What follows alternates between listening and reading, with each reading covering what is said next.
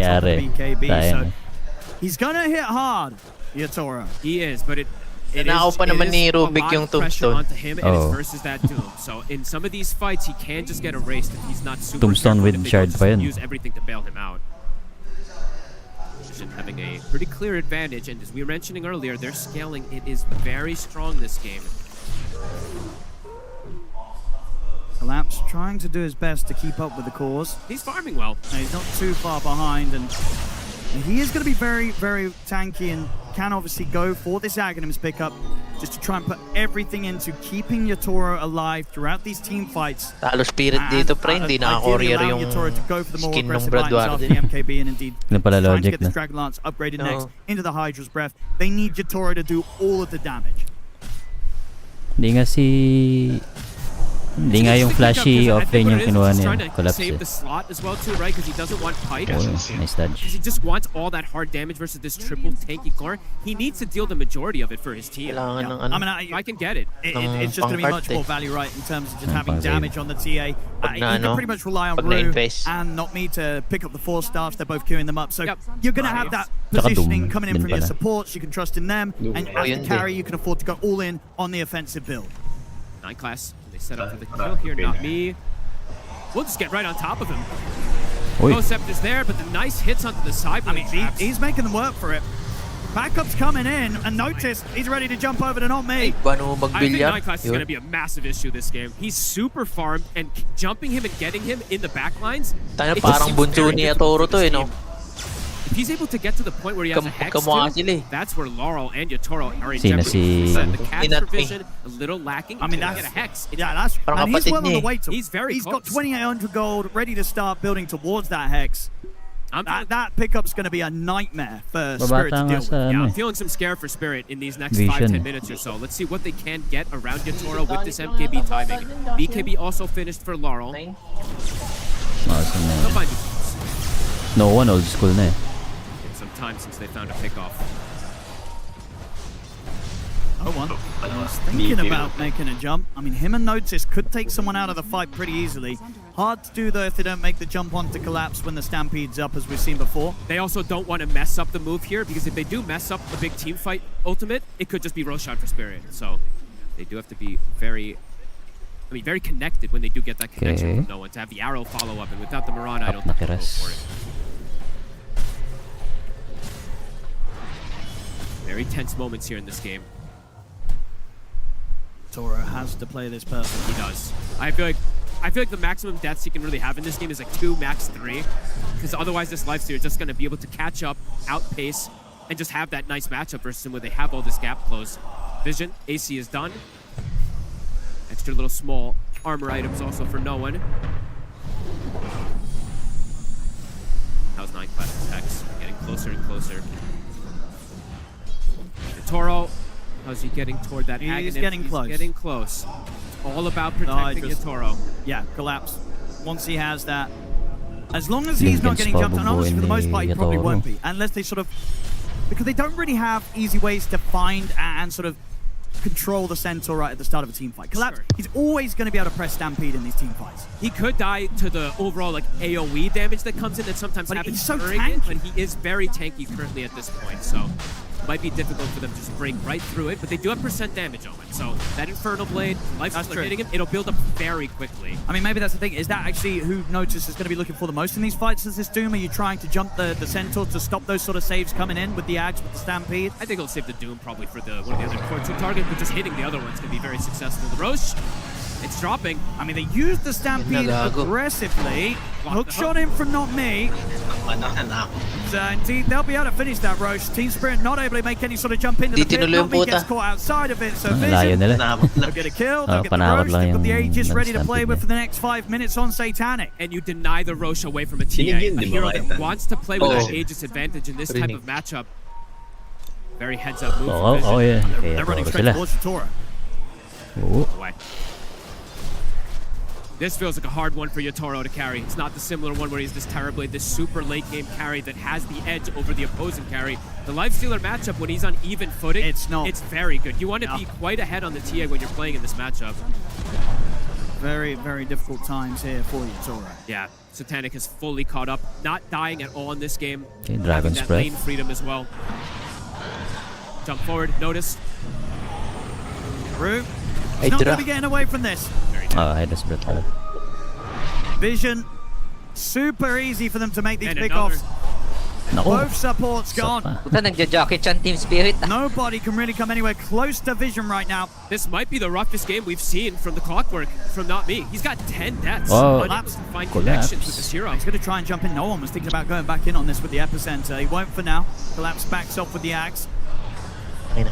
Collis Walang inangkas. forcing the lane is as well.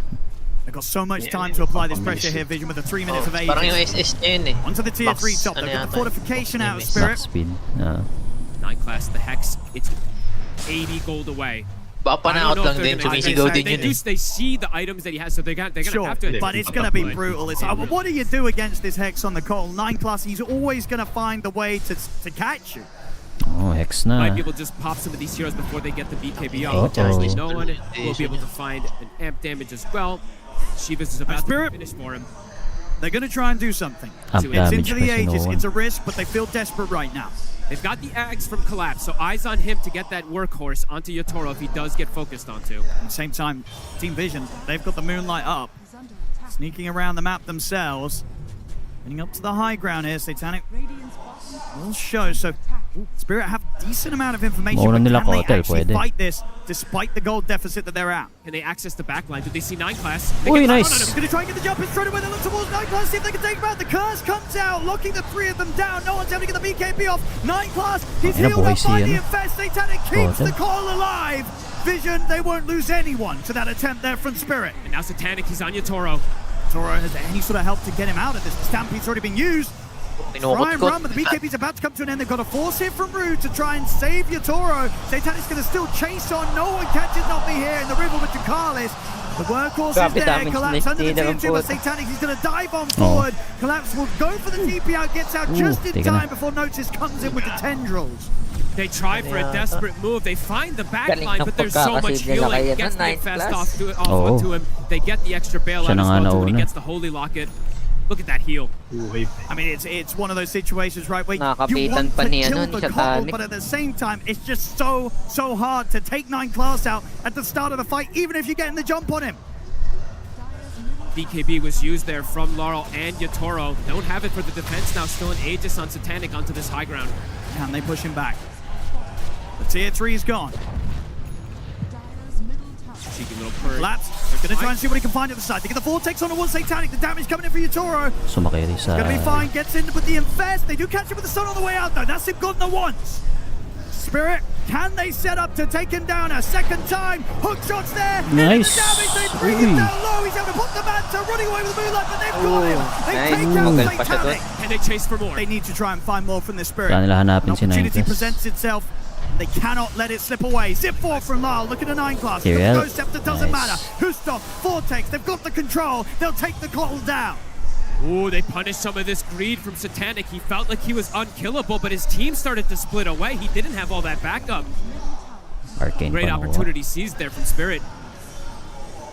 Big defense there. They lose the tier 3, but the barracks, they'll be protected.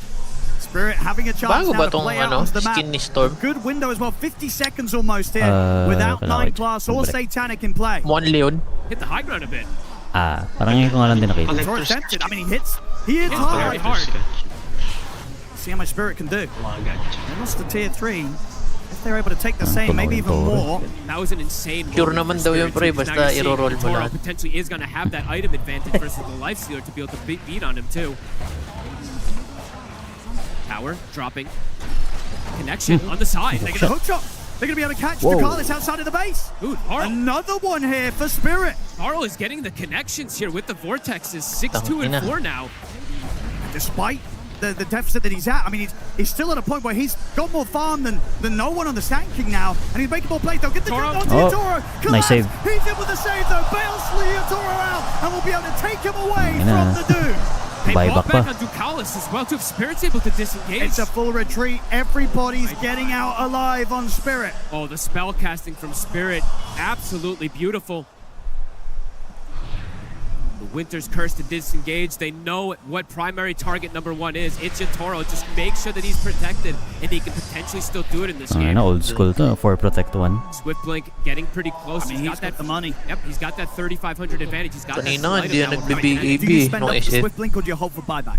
I think he's buying. I don't think All I don't right. think this is a game where you can hold your gold. I think you want to be playing with that advantage of the gold immediately. I mean, I like it, and just full trust in Collapse to be there with these saves. Keep Yatoro protected at all costs. They've Swift slowed down Blink, quite a lot of okay. that momentum from Vision. Even though they were able to deny that Aegis away from the side of the TA, they ended up denying Di pala Aegis nakuha away yun, from Tore. Satanic from him getting too much out of it afterwards. Spirit, level 25 now has been hit. This 25 talent is pretty busted, 0-2. Any game is winnable when you do have this talent this early. That meld hit bash could trip Satanic up massively. They absolutely can. Suddenly, the rage is not enough to keep you safe, and you're not always able to get that quick jump in with the Infest if that bit of an interrupt comes in through the bash. Laurel, Conjurer's Catalyst now for him too. His scaling is increasing. Find no one here out on the map. Oy. Players way back to the mid, but they're going to see him. Spicy. Zombie able to get him with the hooks on the Conjure down and put the BKB, try and get away from this with the Burst, trying to curse it there to hold him in position. Yatoro closing in upon him here with the Stampede jumping Well out of done. Collapse. They bring no one down. Zoom's going to get dropped on towards Collapse. Hex is there on Hex. Yatoro. He's been surrounded by Satanic and Notice. He'll try and get away with the BKB, but he will fall. Vision could take Yatoro down this time. And the Doom He's going to continue to run. He's going to tick pretty low. I think he's dead. Ano, doon pala to. Oh, the last Buhay, hit buhay. gets Ay, him. puta. Napatay. You had said Pumatok, before, pumatok. do you actually doom the Centaur? I Exactly. think you actually do doom the Centaur. Seeing that positioning there, Yatoro is very aggressively postured. They doom the Centaur. Hindi He can't matibag-tibag bail him out when si he Satan. overextend. I mean, absolutely right. You take him away from the fight, and suddenly Yatoro is left vulnerable. Taka na ng damage And again, dealt yan, ni spend Yatoro, up for the eh. Swift Blink. Hindi talaga It's matibag. 70 seconds. No Yatoro here for the hold. Pinch cooldown Vision, nung ano they yan. might not have no one, but they Pagka-axe. have the damage here with Satanic at the Bigay front na tong to ano try na to. and take a lot Bigay away na tong set from na to. Spirit. They chase so far Buong for game that na. kill. They do get punished this time. The Rack's now exposed. Patay isa pa. It'll be the mid-brack's Ay, gone for binilya sure. rin, oh. Tier 2s are already completely Abra gone, to. so the other lanes are open as well for Vision. They're going to stick around, at least until the TA does start to come back, because they have 40 seconds without these two cores. I mean, yeah, just No, without pamahex pa to Yatoro, ni, they ano, have nowhere near enough 9+. damage to threaten Satanic at all as this life stealer. Layo pa naman ng Up to the range top ni lane. Kotol. 30 seconds pa. still. Now Yatoro.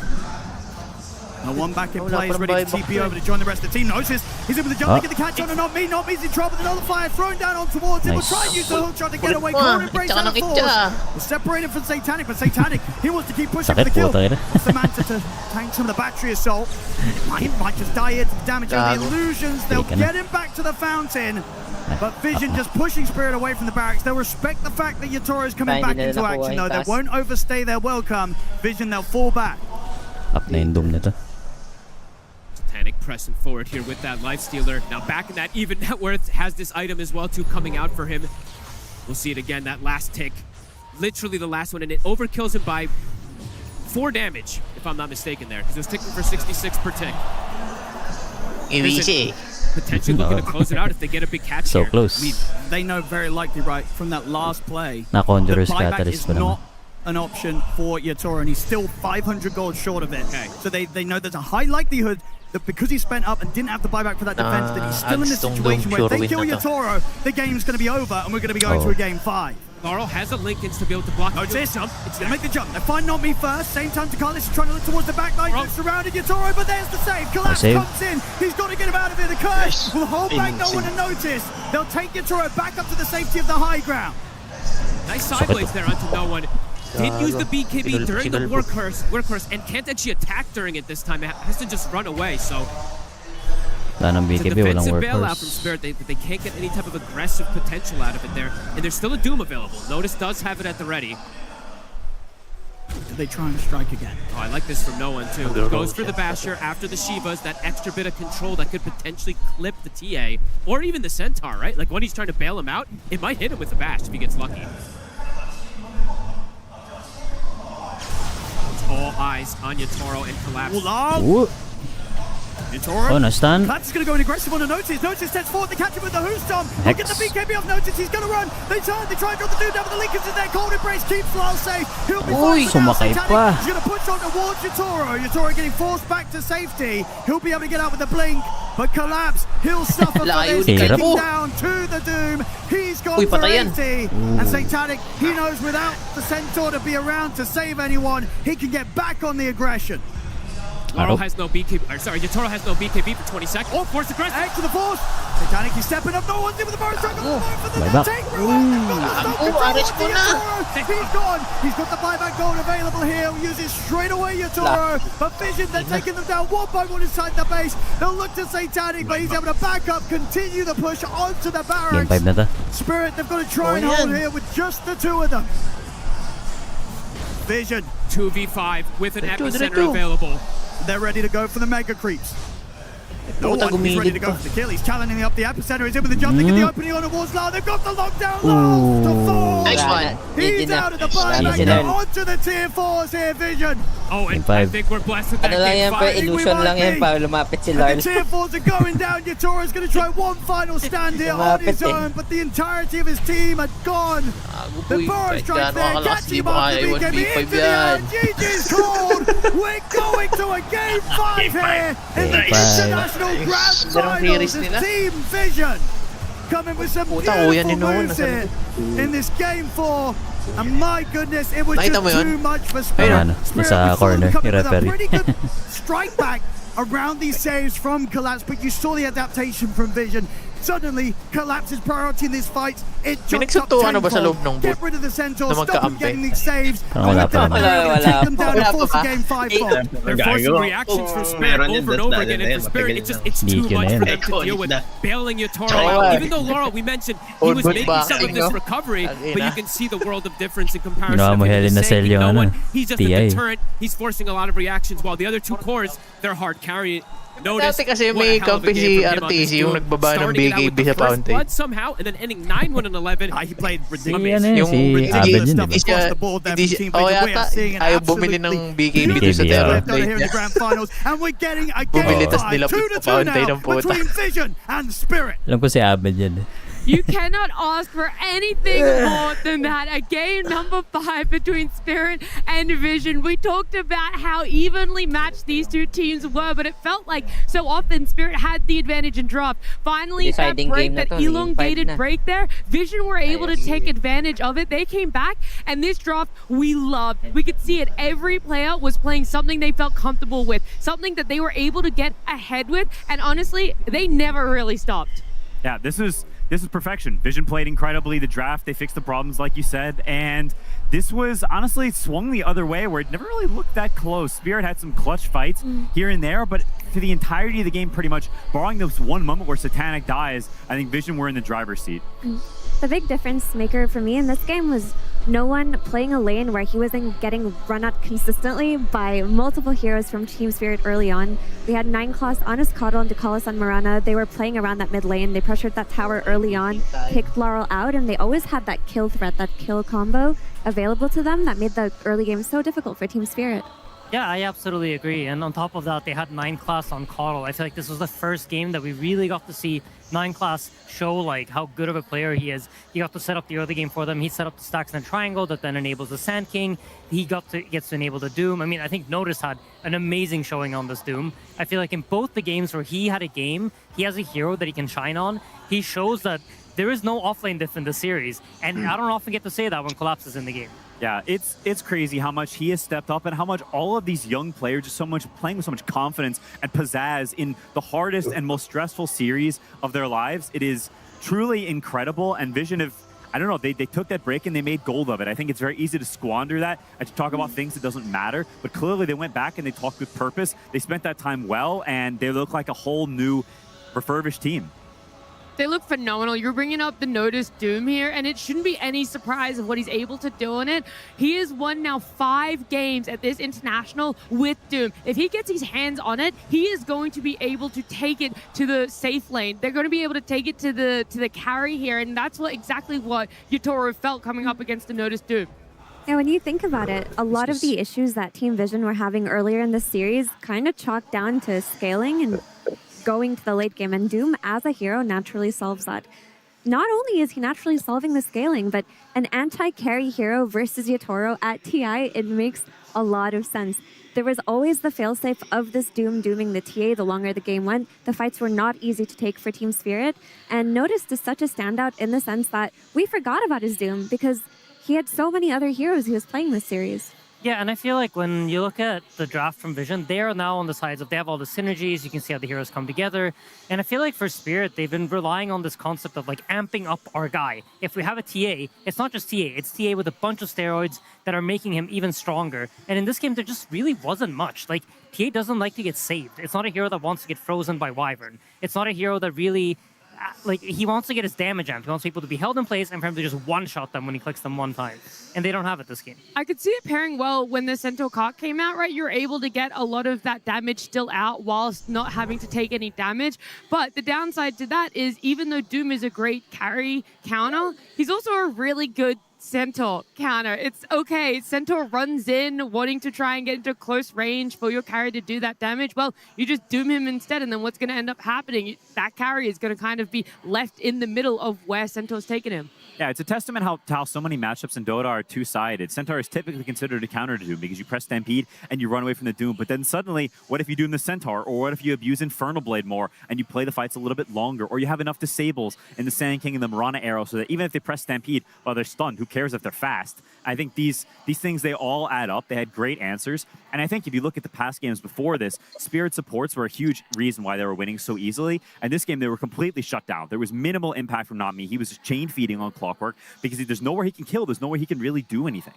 And a lot of that would tie into Laurel and the hero he's playing and what kind of pressure can come off of the hero. And I do think that Team Vision and Puppy cooked with that last pick Sand King, because it's a hero we haven't seen no one play this entire tournament. He used to play it a lot last year, but again, crickets from this hero. And then we see the Storm Spirit. This was honestly the perfect pick in this scenario. They lacked stuns. They picked the hero that provided that, a hero that can shut down Storm and make it so that Laurel could not do anything. I find it kind of funny because I remember seeing Laurel in the booth. He's like going through the papers, looking at like, so what does no one play? What can he play here that can mess with my Storm game? And I'm sure there wasn't any Sand King on those papers. You know, this hero hasn't really seen the light of day this tournament. So really clutch. We've seen a lot of like first-time appearances for heroes. I don't know if that was it, but Sand King hasn't been picked much. And it's cool to see these coaches and these teams, they go deep into their bag and they find the right hero for the right moment rather than just sticking to the meta.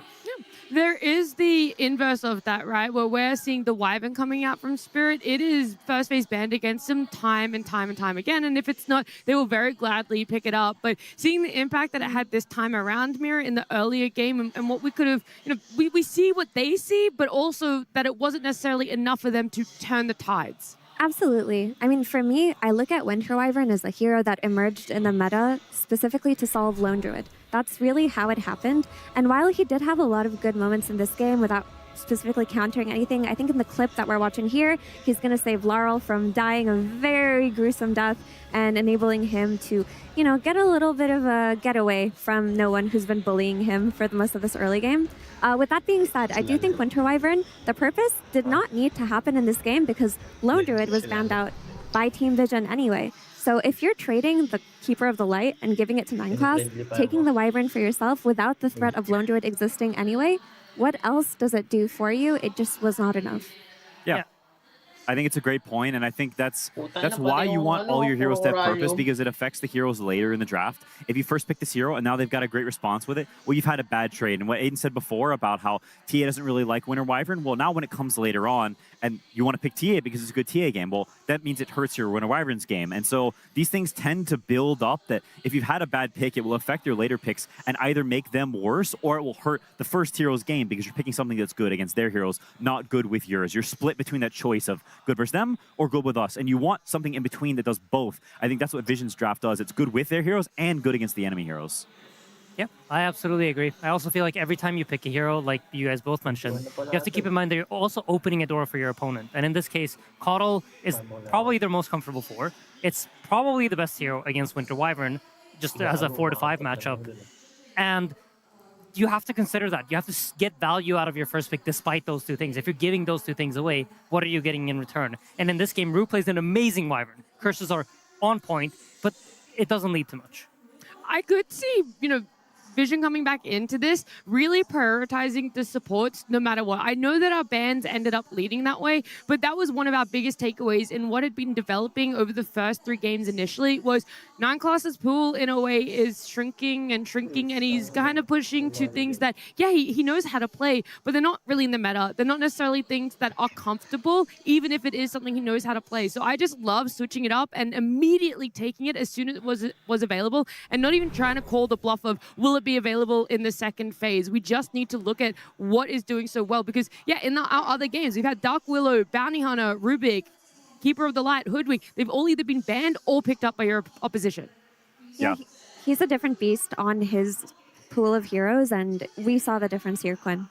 Yeah, we definitely did. I think that is him as a player, right? He's had a small hero pool for his entire career. He plays 2 or 3 heroes per tournament, and he's expanded that to his credit. He is not the same player that he was, but I think whenever you're in the most stressful situations, you tend to go back to who you are as a core of a player. You're not going to play these extremities that are the new branches you've grafted onto your your root here. You're going to go back to what you know best, what you have the most games on. You're going to play your techies. You're going to play your Coddle, the heroes that you have the most games on, because you want to be comfortable. You want to feel calm and chill in these games, because there's so much stress, there's so many external pressures. You don't need internal pressure on top of that. On top of that, I think the 1-2 punch being able to exist for Team Vision makes a huge difference, because I talked about the supports getting diffed, but largely it was due to draft. And when you have a hero like Mirana playing with a hero like Sand King, it's different, because we've had no one on a hero where he's getting run at consistently and is losing the matchup to Laurel. And then his supports are Enchantress and Marcy or something from 9class. And there are no means for the 3 of them to pose a threat on the map. But in this game, no one and his supports were a huge threat, and they were moving around. And we saw them for a large portion of the game, running into the triangle, running into the camps, making it so that TA can't sit and pick up net worth in that top lane. Yeah, absolutely agree. I mean, this was Vision's game. I think every other game it's been defined by SF, and Spirit were better when it comes to an SF game. I think that's objectively stated in the series, and SF should probably not see the light of day anymore. I would be surprised if Vision let go of the hero, because I think if it's out, it seems like they have a much better grasp of how to set up the draft in a way that benefits them. I feel like we can't overstate just how exhausted Spirit are probably feeling at this point. You hit this massive adrenaline high coming out onto the stage. There was one before that one as well, where they go on from the lower bracket and you win it, and you're feeling so good. You too owe that, but now you're looking at a game number 5. They've been playing since 10 a.m. It's 10 hours now that they've been playing for themselves, and I really wonder, how are you going to go the distance? How are you going to look towards a game number 5 and ensure that you're still putting everything you possibly can get into it, because of how much is on the line right now. It is one game only, and it decides everything that you've built up over the last 2 weeks of TI-50. Not to mention that, but you just were one game away, and maybe you get a little ahead of yourself, and you hear Miposhka is right. It is one game away, and I think you'd even feel the nerves in his communication, and so you can only imagine what it feels like for the players, and you lose that. You had a safety blanket, and now your safety blanket is gone. You're both one game from losing, one game from winning, and I think that is, I know it's a very cold place to be. It's stressful.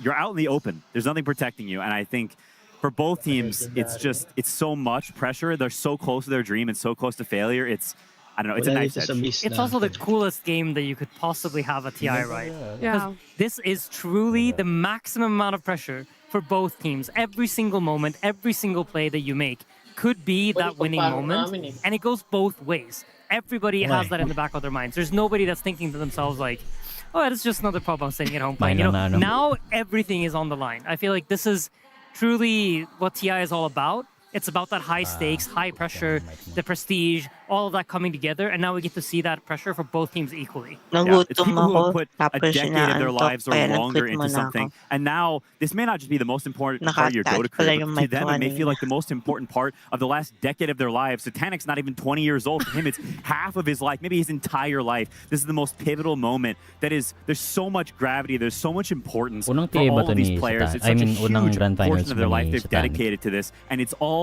culminating in one crucial moment. There's no other avenue you get to take. You don't get to rest on the laurels that it's a best of 5. There'll be more chances. There's a lower bracket that we can come up through. It is all or nothing when it comes to a game number 5. this is the last time they will walk out onto this stage in Shanghai. The last opportunity they will get to be able to reach for that Aegis, to lift it in celebration instead of staring at it from a distance. And I could not imagine for the life of me how you recenter yourself and you have to almost put yourself in the mind frame that there's more out there and it isn't everything, even though at the end of the day there is a lot towards it, Effie. The best team will be the team to do it. It's just as easy as that. In this game 5, this is where the champion is crowned. Whoever is better here will win, and both of these teams have played their hearts out. We're just gonna have to wait and see. The feeling in the arena, it's electric. Everybody knows this is an iconic series. This is one of these memorable moments that will go in Dota history, and we get to be here live, appreciating that, soaking in what is an incredible game played by the best players in the world in the most tense moment of their careers.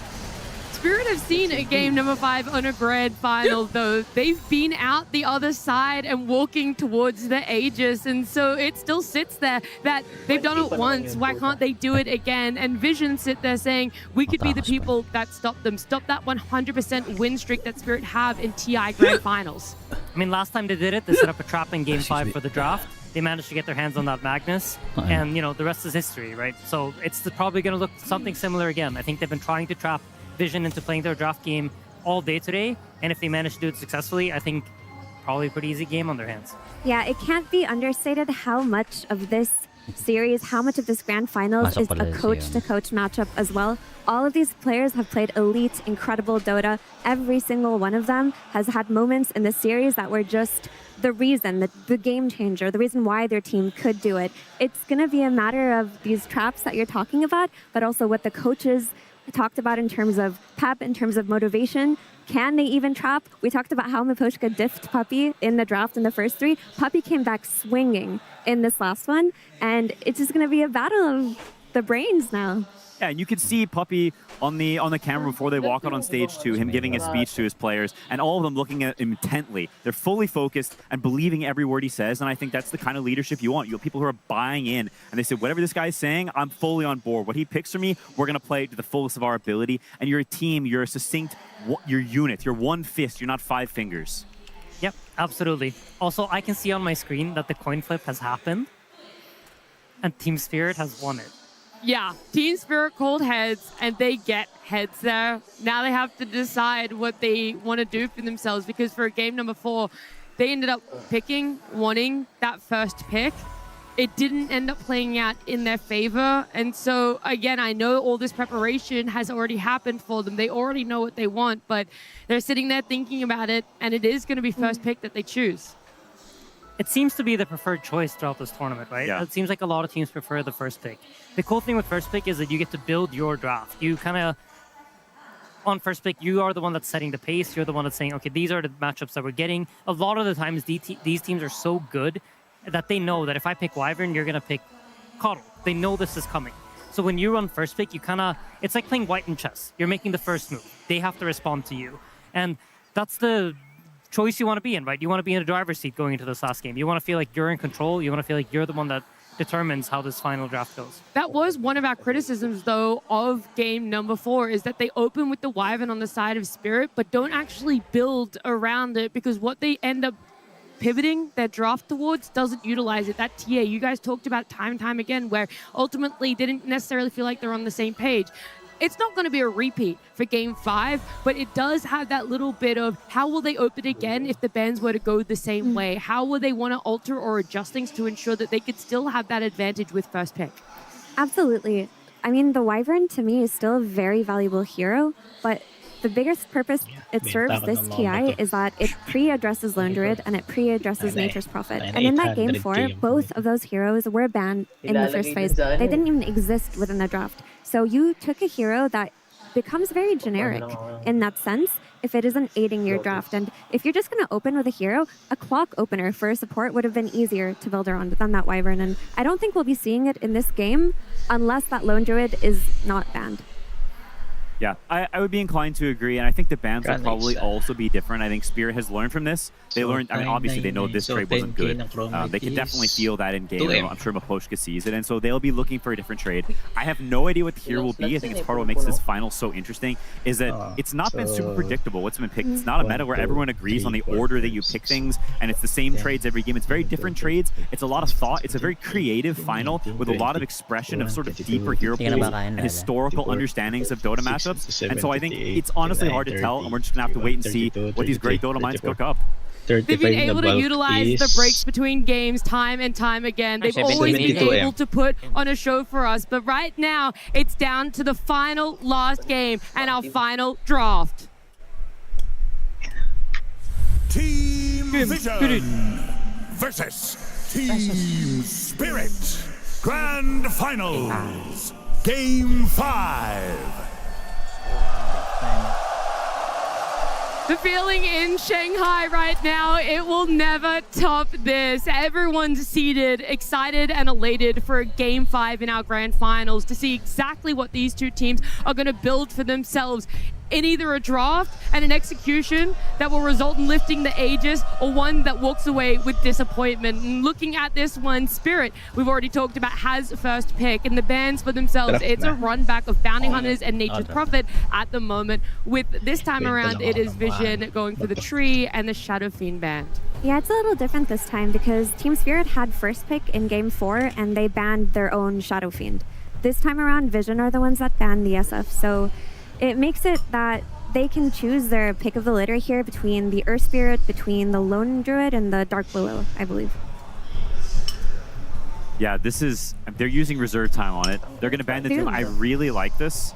I think now the key thing for Spirit is you want to pick something that doesn't open you up to Keeper of the Light. Either, I don't think they will take it themselves. It's not super good for Spirit, but you want something that is solid, is fortified, that doesn't have an immediate, easy response, because I think that is most likely what Vision is looking at on the second pick. Yeah, I mean, I think I would even extend it further to say, like, you probably want to pick something that dissuades Keeper of the Light. Yeah. Because I don't think they play it themselves. I don't think I've seen Let Me play it. I don't think so. So I think Vision right now, they're probably thinking, okay, we got our Coddle if we get the chance. Yeah, but also Earth Spirit, right? I mean, no one is undefeated with Earth Spirit this TI. Like, teams have let it through a couple of times and it doesn't work out. Like, are Spirit really trying to call an Earth Spirit bluff here at a Game 5? I don't think it's calling it bluff so much as they found success when 9 Class hasn't had his hero, right? And I think that is why even potentially they might pick the Coddle over it. Oh, they banned it themselves. Okay, interesting. So then I wonder what it's going to be that prevents Coddle in some way, or that maybe that just doesn't care about Coddle. Maybe doesn't prevent it, but is fine playing against it. Because to me, that is crucial. Nothing is coming to me is super apparent. It's been a big hero in this series that prevents Coddle or is really good against Coddle. So Bane. This is honestly one of the best heroes you can play against Coddle. Yeah, it it is an old school counter to Coddle because you beat him in lane, you hit so much harder than he does. You're fast, you can match him when he wants to stack camps, you can sleep him, you can kind of stop Coddle from being Coddle in the early portions of the game. Another drawback to Coddle is that he doesn't have a stun. 9 Class has been buying Hex, but it takes about 30 minutes or so before that comes out. So you get a free Fiend's Grip for the majority of the game. It also dissuades from Ember Spirit and a lot of no one's other hero pools, Pango as well. Bane solves for this. This is why this hero has just been so up there and ban priority for a lot of teams. You literally read my mind because I was going to ask, how does this answer a potential just bringing out an Ember Spirit and landing a Slug? And we don't even look towards that. It's straight up an Invoker. I think this plays in directly what you're always saying about the Pango and the Spirits, right? Those heroes that just run into Bane, they're typically not that good. You want something that's further range that can cancel the grip right off the bat, right? Grip has been answered now for the majority of the early game until is this.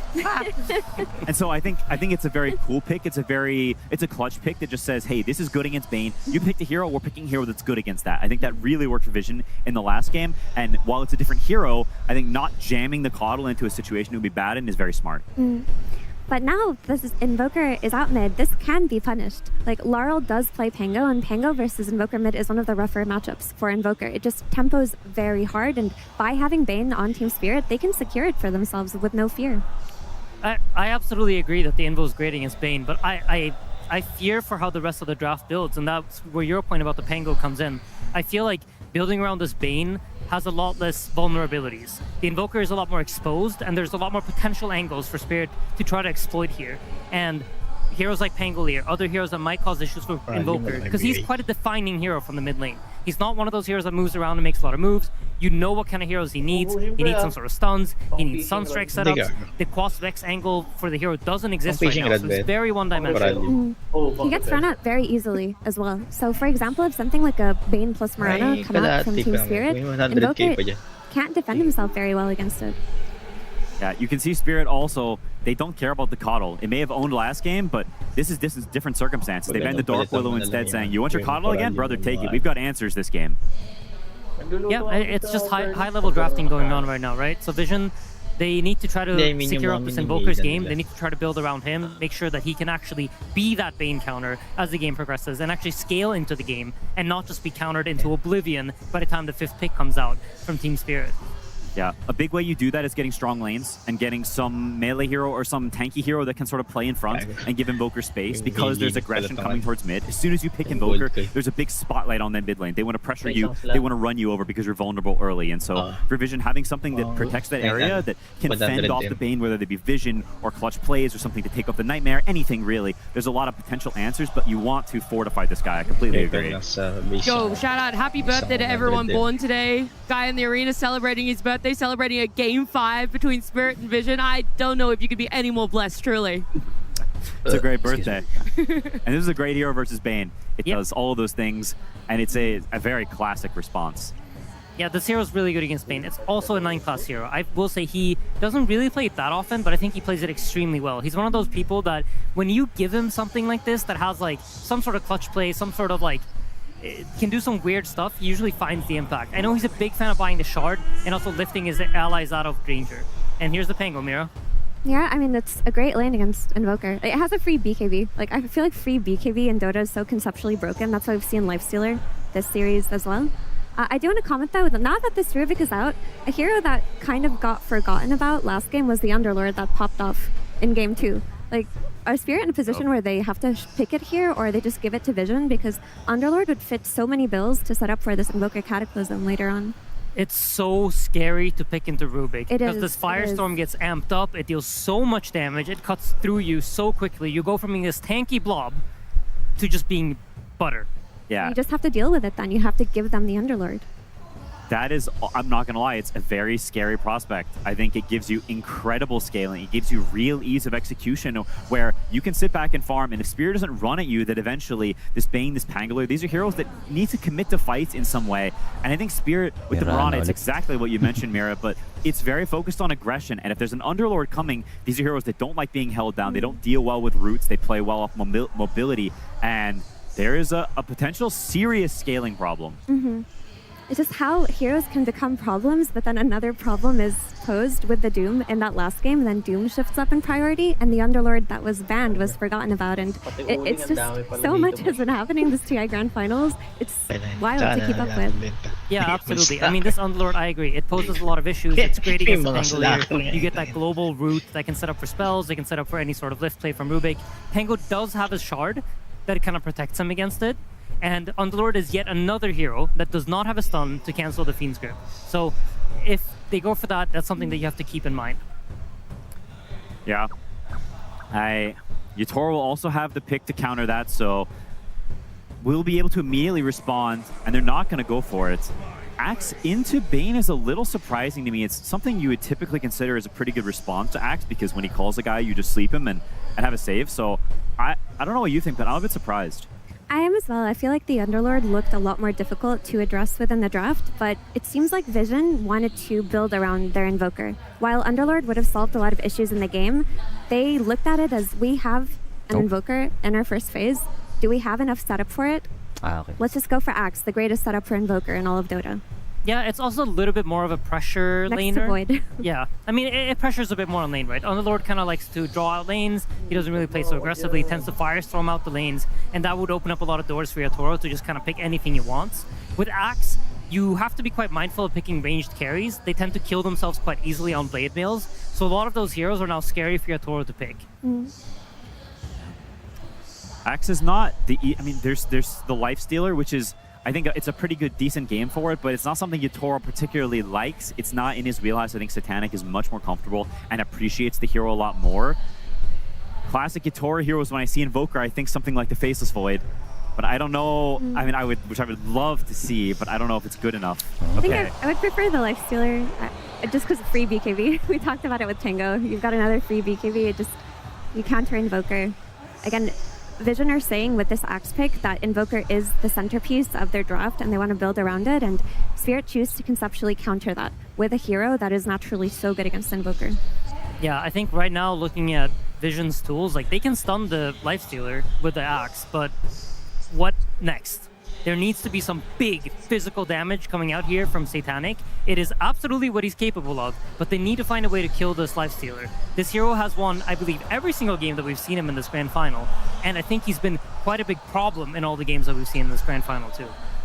Yeah, and these are very important bans. Spirit needs to think about what gives them the scaling. They think Void does. I think that's a great ban. It would have been terrifying to play against as the scale comes out, because I think you don't want to be on a big timer. I don't think Spirit is on one right now, but things are subject to change in these last two picks, and with Grand Finals, with everything on the line, you don't want to have that clock ticking in your ear by saying go, go, go, go, go. You want to be able to chill and play the game at your pace. I mean, we saw a perfect example of just that in Game 3, right? Like, the last pick of the draft, we think Spirit has to play for pressure, TB comes out, it completely flips the script. And these heroes obviously exist, right? So I love that the Void gets banned out. This hero, you know, you could say, oh, you can just run it over, it's slow, they have way too many slow heroes, but it's Grand Finals of TI. It's a completely different beast. You don't want to be in a position where you guaranteed lose if the game reaches a certain point of time. Yeah, it's just too scary. It's too scary, it's too risky, and it forces too heavy a burden of execution. I genuinely think both teams are gunning so hard for we just need to be able to scale. We need things that are just good game matchups, because it's just too stressful to play a game like this in a Game 5 where you have to run them over. And there's the TB. It's the other beast that eventually just starts feeling infinite physical damage. Both banned out. It's also one of Satanic's absolute favorite heroes, and I think if Satanic could choose to play his favorite hero in his last game of TI, that probably would have been TB. Nako, magandang PL game. Yeah, another hero I think of when I think of Satanic classic heroes is the Morphling. Not a great hero traditionally, but it does have a good matchup against Lifestealer. That's a good point, yeah. Kez, he likes a lot of Kez too. I mean, he is playing against Bane, which can be very difficult, but he does have a Rubik covering for him if he gets gripped. I mean, so a big portion of their draft is just designed around like, hey, how do we make Bane not have high impact, right? So I feel like if you're Satanic here, you have to trust your team to take care of that Bane for you. Because that's what you've covered. You got Rubik, you got Invoker, you pick Hoodwink, you have a lot of stuns. Hopefully the Bane is not a factor in whatever he decides to pick here, because his team will cover it. A split on the last phase bans. They're taking a Centaur and a Puck out of the pool from the side of Vision, not really knowing if this Pango is still 100% in that mid lane for Lal, despite the success he's had so far at TI on it, or if they're willing to shift it to Collapse if a better mid laner were to present itself. Yeah, it's smart. I think the Puck could have been pretty good here, despite the hero not having a great track record this tournament. And now Spirit's got to decide where they're putting it. I mean, there are some heroes you can... Sorry, Insidia? Go ahead. Just some blind pick heroes that are comfortable are like Underlord or Tide or something. Darkseer for team fight. Okay.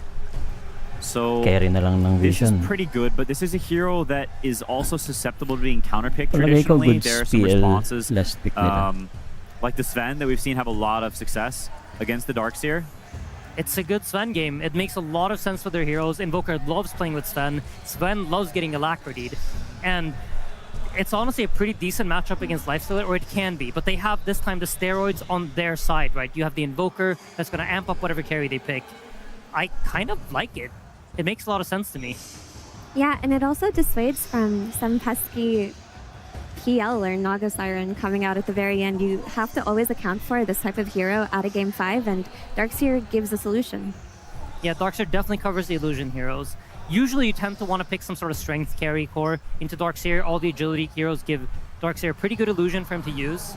Juggernaut. Wow. Oh, okay.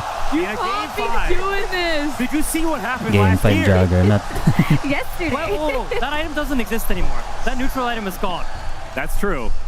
I cannot believe we are seeing a Juggernaut in Game 5 here in Shanghai. That's This is a crazy pick from Vision and from Satanic.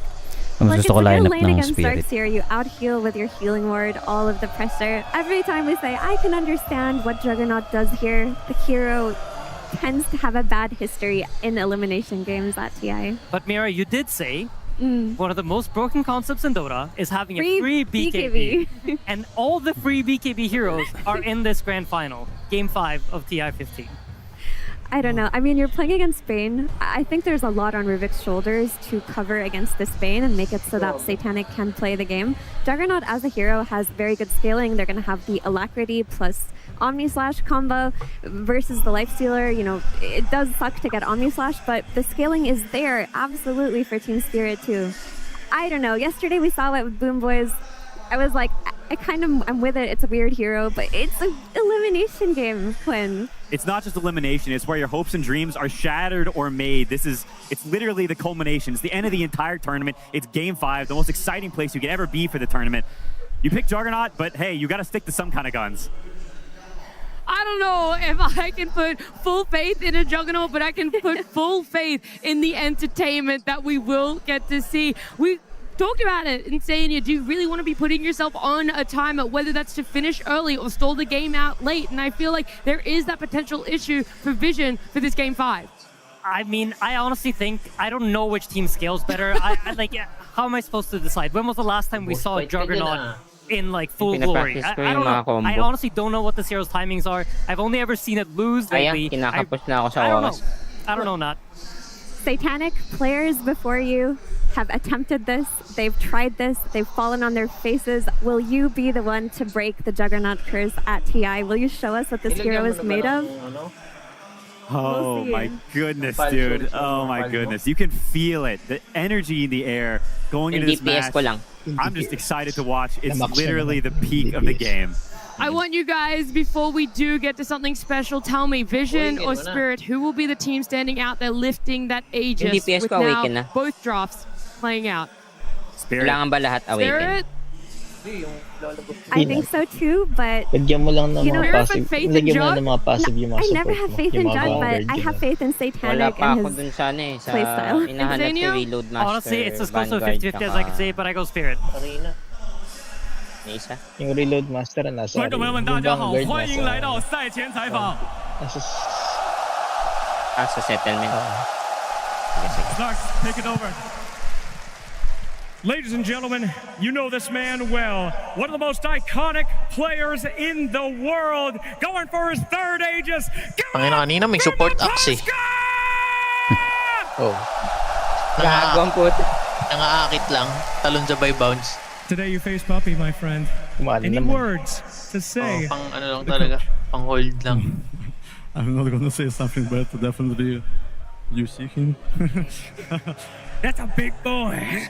Of course. So I just wish good luck. I think in Please welcome the both greatest teams player in the got the world. comfort Si round. Poshka. So Gagong po talok ni Papi sasabihin niya. that game will show like who is the really best team in the world now. Absolutely. 很显然，我不能对 Papi 说一些狠话。你们也看到他的体格了，但是我想今天两支队伍都拿到了他们想要的阵容。我们现在就看看 Ganyan, 谁 apat na 才是最 bracelet, 后的赢 apat 家。 na ano, gauntlet. From the international one till Pero sa now, battle there hangin is yan. no one more associated with TI Hindi, sa armor than yun this eh. man. Armor. Give it up for Strength na ba ngayon? Battle Hunger. Kailangan check it. The Ayaw nga pala kasi time dati is yung over. binibili The puro time Ring of for Protection. is Ring of over. Protection. Now the game is on the players. Anything to say to Apochka? Thanks for not beating us right away. Game 5 is pretty good. Thanks to them, we got Game 5.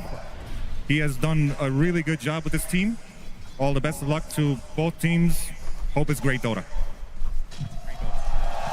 感谢没有提前把这个系列赛结束，我们来到了这个决胜局。我相信双方对方做的工作也非常的不错。最后的话，决胜局，我希望我们都能打出更好的表现。And one of the most legendary moments in TI history. Can I please have both coaches shake some hands? Kahit wag na kayo mag-battle pass, gumawa na lang kayo ulit ng ano. Aghanim's Labyrinth. Oo, PvE 朋友 no. 们，现在 Oh, 就是决战时刻。 mas gusto ko pa yun eh. Walang announcement, no? Here we go Tagal na nun. indeed. Game 5 I mean- time Tayo here at the I mean, International usually, here di ba, in pag Shanghai. Grand Finals, And Fog, ano, there's may a announcement juggernaut. ng Game five bagong again. event. What's going on? I Oh, can't ano. wait to see what Satanic's still going to have in going. store for us this game. An interesting pick.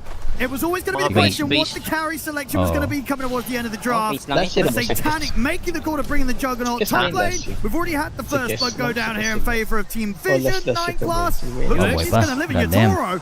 He might be in trouble. Si Getting chased Palaka. down here Ay, hindi, with si the Kiss. battle hunger upon him. Notice Di ba si Palakan? Din-drop lang. he's likely going to have him. He will. What a play. All right, couple of kills already to start this game off for Vision. But Fog, talk to me. Bringing the Juggernaut out here, especially in front of this crowd, they're going to have some painful memories about this Jug. They sure will. But this is, and you look at the draft, and Yep. you can kind of see the idea, the concept behind it, right? They're looking for this immunity, this hero that has that built-in BKB like the panel was talking about, and playing versus Pango in general, right? You rolling Thunder in, you can just get Omni Slashed. It's a theory that teams have wanted to try versus this Pango multiple different Last times year din siya, on may paper. nag-check. We'll have to see what Satanic can do for it. Oo. It's incredible that I mean, I cannot believe we get national Jug in trauma Game din. 5 in back-to-back finals. That's absolutely At TI, that is absolutely amazing. And as I say, it's just going to be a pleasure to see Jug what sa ano Satanic ba yun? can do Yung with Jug it. sa It's just Medusa? such a Oh. different style of carry. Tsaka yung than may anything else we're seeing, neutral right? item Who na else may are you banish. picking to farm a Battle Fury in Oo, 2026? yung parang kay OD. Oo. literally nobody. We're not seeing Oh, any Battle gago. Furies building big One thumbs. button, The wala timing na of it can be Omni mo, pretty tangina difficult, eh. but the Ang lane, ganyan, diba? we saw his Tinanggal. lane matchup. It isn't a double melee type of Darkseer. Di man lang ethereal, Even if it banish was, talaga eh. Jug Tangina is eh. pretty good versus that with the healing ward. You have ways to negate it with the spin. This is super interesting, Owen. And the matchup, the Jug versus the Yun Life lang eh. Stealer. See how that one ends up going as well too, because times have changed. For a while, in the old school days, just like, oh, you Omni Slash the Life Stealer and he dies. Yeah, that's great, right? That isn't really the case Parang may anymore. He series has nga rin ways to play before around it nung with kay Vision Ami, Fest, si jumping in and Crystallis out, even ata being yun. tanky enough to stand through. Omni We'll have din to see how gamit. these Ay, lanes do go. Juggernaut Because right din now, gamit. Yatoro is feeling this pressure in this Paano lane. naman yung This gamit? top lane, 9 class and Notice they're doing a fantastic job. Labs also, he is feeling the pressure on the opposing yung side may too, so ano, the lanes at the Lotus. moment Oh, are looking Lotus Orb very good yung for the Omni side of niya. Might Vision. be able to Anime chase him fight. down here, Collapse. Couple of hits. He's gone. So already, Team Vision up 3 kills here. Wow, 3-0. Across the lanes. And Satanic off to a very hot start. yan, Top of the Vision. CS right now here is the safe lane Jug. I love when we see these type of crazy high execution, high damage type of lineups. Right? We have an Invoker in Game 5 as well too. We have to mention for no one, some teams have been deterred away from picking this hero because of this counter pick Pango Senior matchup na in the ba yan? mid game. But no one, at least in the laning phase, Tagal na he's yan holding his own very Oh. nicely here. 19-9 to the 22. Layo na nga But itsura the niya mid sa game ano eh. starts to be a bit TI6. problematic because you just get rolled on and it can be hard to just TI6 survive. ba o But ng they ano do have niya, ways to talang? protect him. I think that's with 9 Nakita Nakita lang ako When he gets post the shard, can go for this subreddit ng potential Dota save. to So yun. we're absolutely May in for a book pa treat. siya nun eh. Just see some Long pretty bow. insane Rubik plays naman. earlier to Bakang keep puta. the core Nakapet pa siya. throughout the chaos that was being brought onto them. And I specifically wanted to mention 9 class because we did say at the start of that last game there could be a difference between the position fours. Not Me had one of the quietest Clockwork games ever, and 9 class went absolutely ham on the Coddle. So see if he can do something similar on the Rubik this game because he has some very good spells to steal. Has the feed Nice script, port he has there. the save that he can do with the shard as well too, even stealing some of the Pango spells. Great options. Lanes starting to get broken a bit here. And talking about the last pick for Vision, you know, over on the side of Spirit, their last pick going for the Darkseer for Collapse. Seems like a good game for it. Yeah, I mean, before like the Jug, of course, is going to be a decent counter pick, but I think what they were looking at is they're going to have to pick an agi carry, so this wall is going to be quite effective in overall game state. So. True. Sunstrike's going to connect onto it. They've got the Bushwhack as well as Ducalis and no one step up. 9 class will die. So they get the trade here between the supports as both mids are momentarily drawn away from that mid lane. Nice Sunstrikes coming in. Time and time again, no one is finding these connections. Laurel has hit the 6. He was going to get this power room, Putang ina. but they're going to be ready for it. I mean, both supports probably going to Baby face pala siya dito, pre. do this 3v3 instant Ah, TP from the both sinuwan. of them. They know how important this Oo. real timing can be. Yung Oh, buhok niya TI6 napunta sa pa yan. palbas. Get the sleep. Napunta sa palbas lahat Well eh. set up. They don't really have the angle though for No. Nami to connect the arrow here, so we'll be fine. Bushwhack can return. It's going to allow Ducalis to step up, take that Invis Uy! away. Hintayin naman rin ba yung ano? Sunstrike there, What a the nice fuck did try. we draft, This guys? synergy there coming between the Rubik and the Hoodwink Hindi. using their stuns at the Sinerge ko same lang sa exact Google. timing there. Itsura They niya are dahil. keeping Lal low. I was going to have to be cautious. And a little bit. And the nice thing for this Invoker... Bottom. Ducalis is able to wrap across back towards the bottom lane, get the bushwhack connection. Gets him. Acorn shot. They kill off Collapse once he's left alone. Oh, Ducalis is having a beautiful entry into this game as well, too. There's multiple different catches. He gets the first blood at the start, and he's continuing to shut down Collapse. So the nice thing about the Invoker this game, even though he's into the Pango and the laning phase, he can always block these arrows. Right? He's always going to have this Forge Spirit to be able to go for runes or arrows. 9 class. But they'll find him here with a rotation. Won't be able to dodge that swashbuckle coming in at the end there from Larl. Starting to get some kills themselves, Spirit, but without a doubt, this bottom lane, Satanic, he could not be happier. Having a beautiful start to the lane. He's going to feel very safe now with the Ring of Health online. And now that he's got the level 6, that extra sort of chance to threaten a kill, it becomes a little more complicated if Collapse wants to come down here and farm. Level 6, done. Healing Ward down, back up the full. He's chilling. This is going to be a good timing for the battlefield. It is. A very good timing. And he isn't playing into a Blade Mail counter, right? A lot of times when I've seen these jugs, he ends up playing into a Blade Mail or something that just devastates him in most situations. He has to watch out for the Fiend Script in particular, but that's the biggest threat this game for him. Yeah, I think that and overall, the most annoying thing for the jug is just Spirit's ability to tank up right. Yes. If Lifestealer, this Darkseer gets to a point where the Omni Slashes are just not going to be doing much at all, it's going to feel kind of awkward. Because, again, we have to sort of go back to the fact there is a reason, right, why we just don't see a lot of jump. Yeah, but Satanic does like it, so we'll have to see what he can do with it. Spirit with an aggressive move here, knowing the stacks are coming out here from 9 class because they have this axe. Laro's going to take away probably the entirety of here with the next wash. Almost gets all of it, so Noticed won't be able to get that grab, but Noticed... 8-minute power rune, not me. Tries to step over. Won't be able to leap up to the high ground. Has to be careful there. The 3 of them were ready to look towards him. Nice play from Rue. Sleeps a Forge Spirit to prevent it from getting the kill onto the rune there, so Laro will have a regen for the next move. Yatoro was feeling some pressure at the start of the laning phase. Now that's been broken, but he will have a differential between him and the Jug. And I'm curious to see which one farms faster, a Lifestealer Radiance or a Jug with the Battle Fury. I feel like it might be the Jug. Might be the Jug. With how quick he's going to get this Battle Fury Satanic, I think he might just be able to get ahead of Yatoro and stay ahead of him. We'll see. Which has been very important in this series. It's been the competition between these two carries of who thinks they can outscale the other. We'll see who's right in this one. Is it the Lifestealer? Is it the Jug? We'll have to truly see. So the Darkseer, we've seen a lot in this tournament. It started, not in this finals, of course, but the power of this hero is pretty strong when you get into the team fights in particular. A lot of these games have been revolved around these team fight successes. So see what happens when Collapse gets in with these Ion Shells on the Pango, when he gets his Dominator and some of these auras, if he goes auras. And talking about the off-lane selection, were you surprised about going for the axe here for Noticed, or did you see what they're going to do? They're going to get the setup into the call, into the Sunstrike, and the dunk. Talking about Noticed, he's able to take Yatoro down. But yeah, this axe pick, going for instead of the Underlord, which the panel felt might have also been a good pick in this situation. They want the BKB Piercing Disable. Okay. Number 1, right? I think that's what we're starting to see. You need to have at least 1, maybe even 2 in multiple of these lineups, because if you don't, they end up having this opportunity to just rage TP out, spin TP out, etc., or BKB TP out, depending on which hero it is. So I like this pick quite a lot here, and Noticed, he has been amazing for this team. When he gets off to a good start for Vision, he puts a lot of pressure on the map. So right away, 2 kills already in that lane. That's really solid. In the mid, gonna get the telekinesis into the cold snap. He's taking heavy damage here. Deafening Blast comes in. He's gone. These supports, Ducalis again. And they're ready every single time around this mid. It's such a dangerous area of the map. Vision, they always bring the numbers. They'll get the Nightmare set up into the arrow and return here. Spirit trying to take down Ducalis, and they will get him, but they still have to be careful because Noticed, he's swung round over to the mid as well. And they can't push for anything more here, Spirit. I love how we see both teams, just the speed that they're looking to play at. Both can play super fast. Both can play these slow paces. I like even Notice just swinging over. Sure, he doesn't do anything, but just getting the potential to get involved with his team. And these 2 carries, who plays better in a fast-paced situation? The Jug or the Lifestealer? Just on paper, I would say the Lifestealer, but who knows nowadays? Let's see what Satanic can do with this type of start, because this Battle Fury is going to come out pretty much now. It's pretty much done. So 10-minute or so Battle Fury here from Satanic on top of the treads. And they've slowed down Yatoro now twice. So that Battle Fury, he is absolutely going to have that faster farm pace in comparison than Yatoro. And do have to look at the buff ups, right? Yes, Lifestealer, he's going to have the Lucky Shot procs that are going to give him this armor. He's going to have the Ion Shell, but this Jug is going to have Alacrity in a lot of these fights. And Alacrity with Omni Slash is pretty terrifying if he does get a connection. Good opener here right now for Vision. A 1K lead for them. Ducalis also potentially finding this creep too. Okay. Extra money for Here, him, yep. so kills the Dominator creep of the Darkseer off plus 100 for the Hoodwink. And yeah, look at that pace of timing. Level 9 as well. He's going to farm so quickly. Yeah. And they've got stacks already prepped for him, if I'm not mistaken. At least a couple of them all over the place.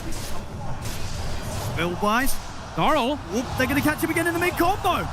He's got to be more careful a couple of times now, where between 9 class and no one, they just able to 100 to 0 to him. It's a scary part of the map for the Pango right now. Lyle, he's getting hurt pretty bad. These supports from Vision, they're breaking him quite a bit here. Usually we've seen Spirit be the ones to make that move around Laurel to get him back in, but these first 12 minutes, they're making the moves to enable no one. Net worth, he's now surpassed that Pango, and he's got this Meteor Hammer, so he's going to be able to whittle this tower down nicely. I mean, again, Nomi looks towards the room, but a massive burst comes through there. The Sunstrike and the Sharpshooter at the same time takes Nomi out and ensures that Vision going to be able to secure that amplified damage room pick up here for no one. Spirit, they'll bring Lyle and Collapse back over to at least take down Carlos in return. But again, here and there, Spirit are getting supports. Overall, Vision coming out consistently in these trades. Some outplays coming out from supports right now on the side of Vision in comparison to Spirit. See how they want to look to get together now. Root does have Fiend's Grip available. See if they do want to look to punish the Jug with Satanic. They're already in a safe position. They want to get a tower. They want to have easier access into this jungle at this point. Notice is going to have a blink pretty soon, though, so they definitely need to accelerate the fact that they go for this, because Notice, with a blink this game, can go for solo kills without Blade Mail because he's got Sunstrike. He can blink Blade, he can blink Call, and then the Sunstrike follow-up might just be enough in a lot of situations. And now no one. Meteor Hammer finished. He's actually finishes off the whole tower with it, too. And he's smoking. He's getting involved. I mean, Rune and Lyle were on the hunt, but Vision, they're ready to turn and hunt them in return.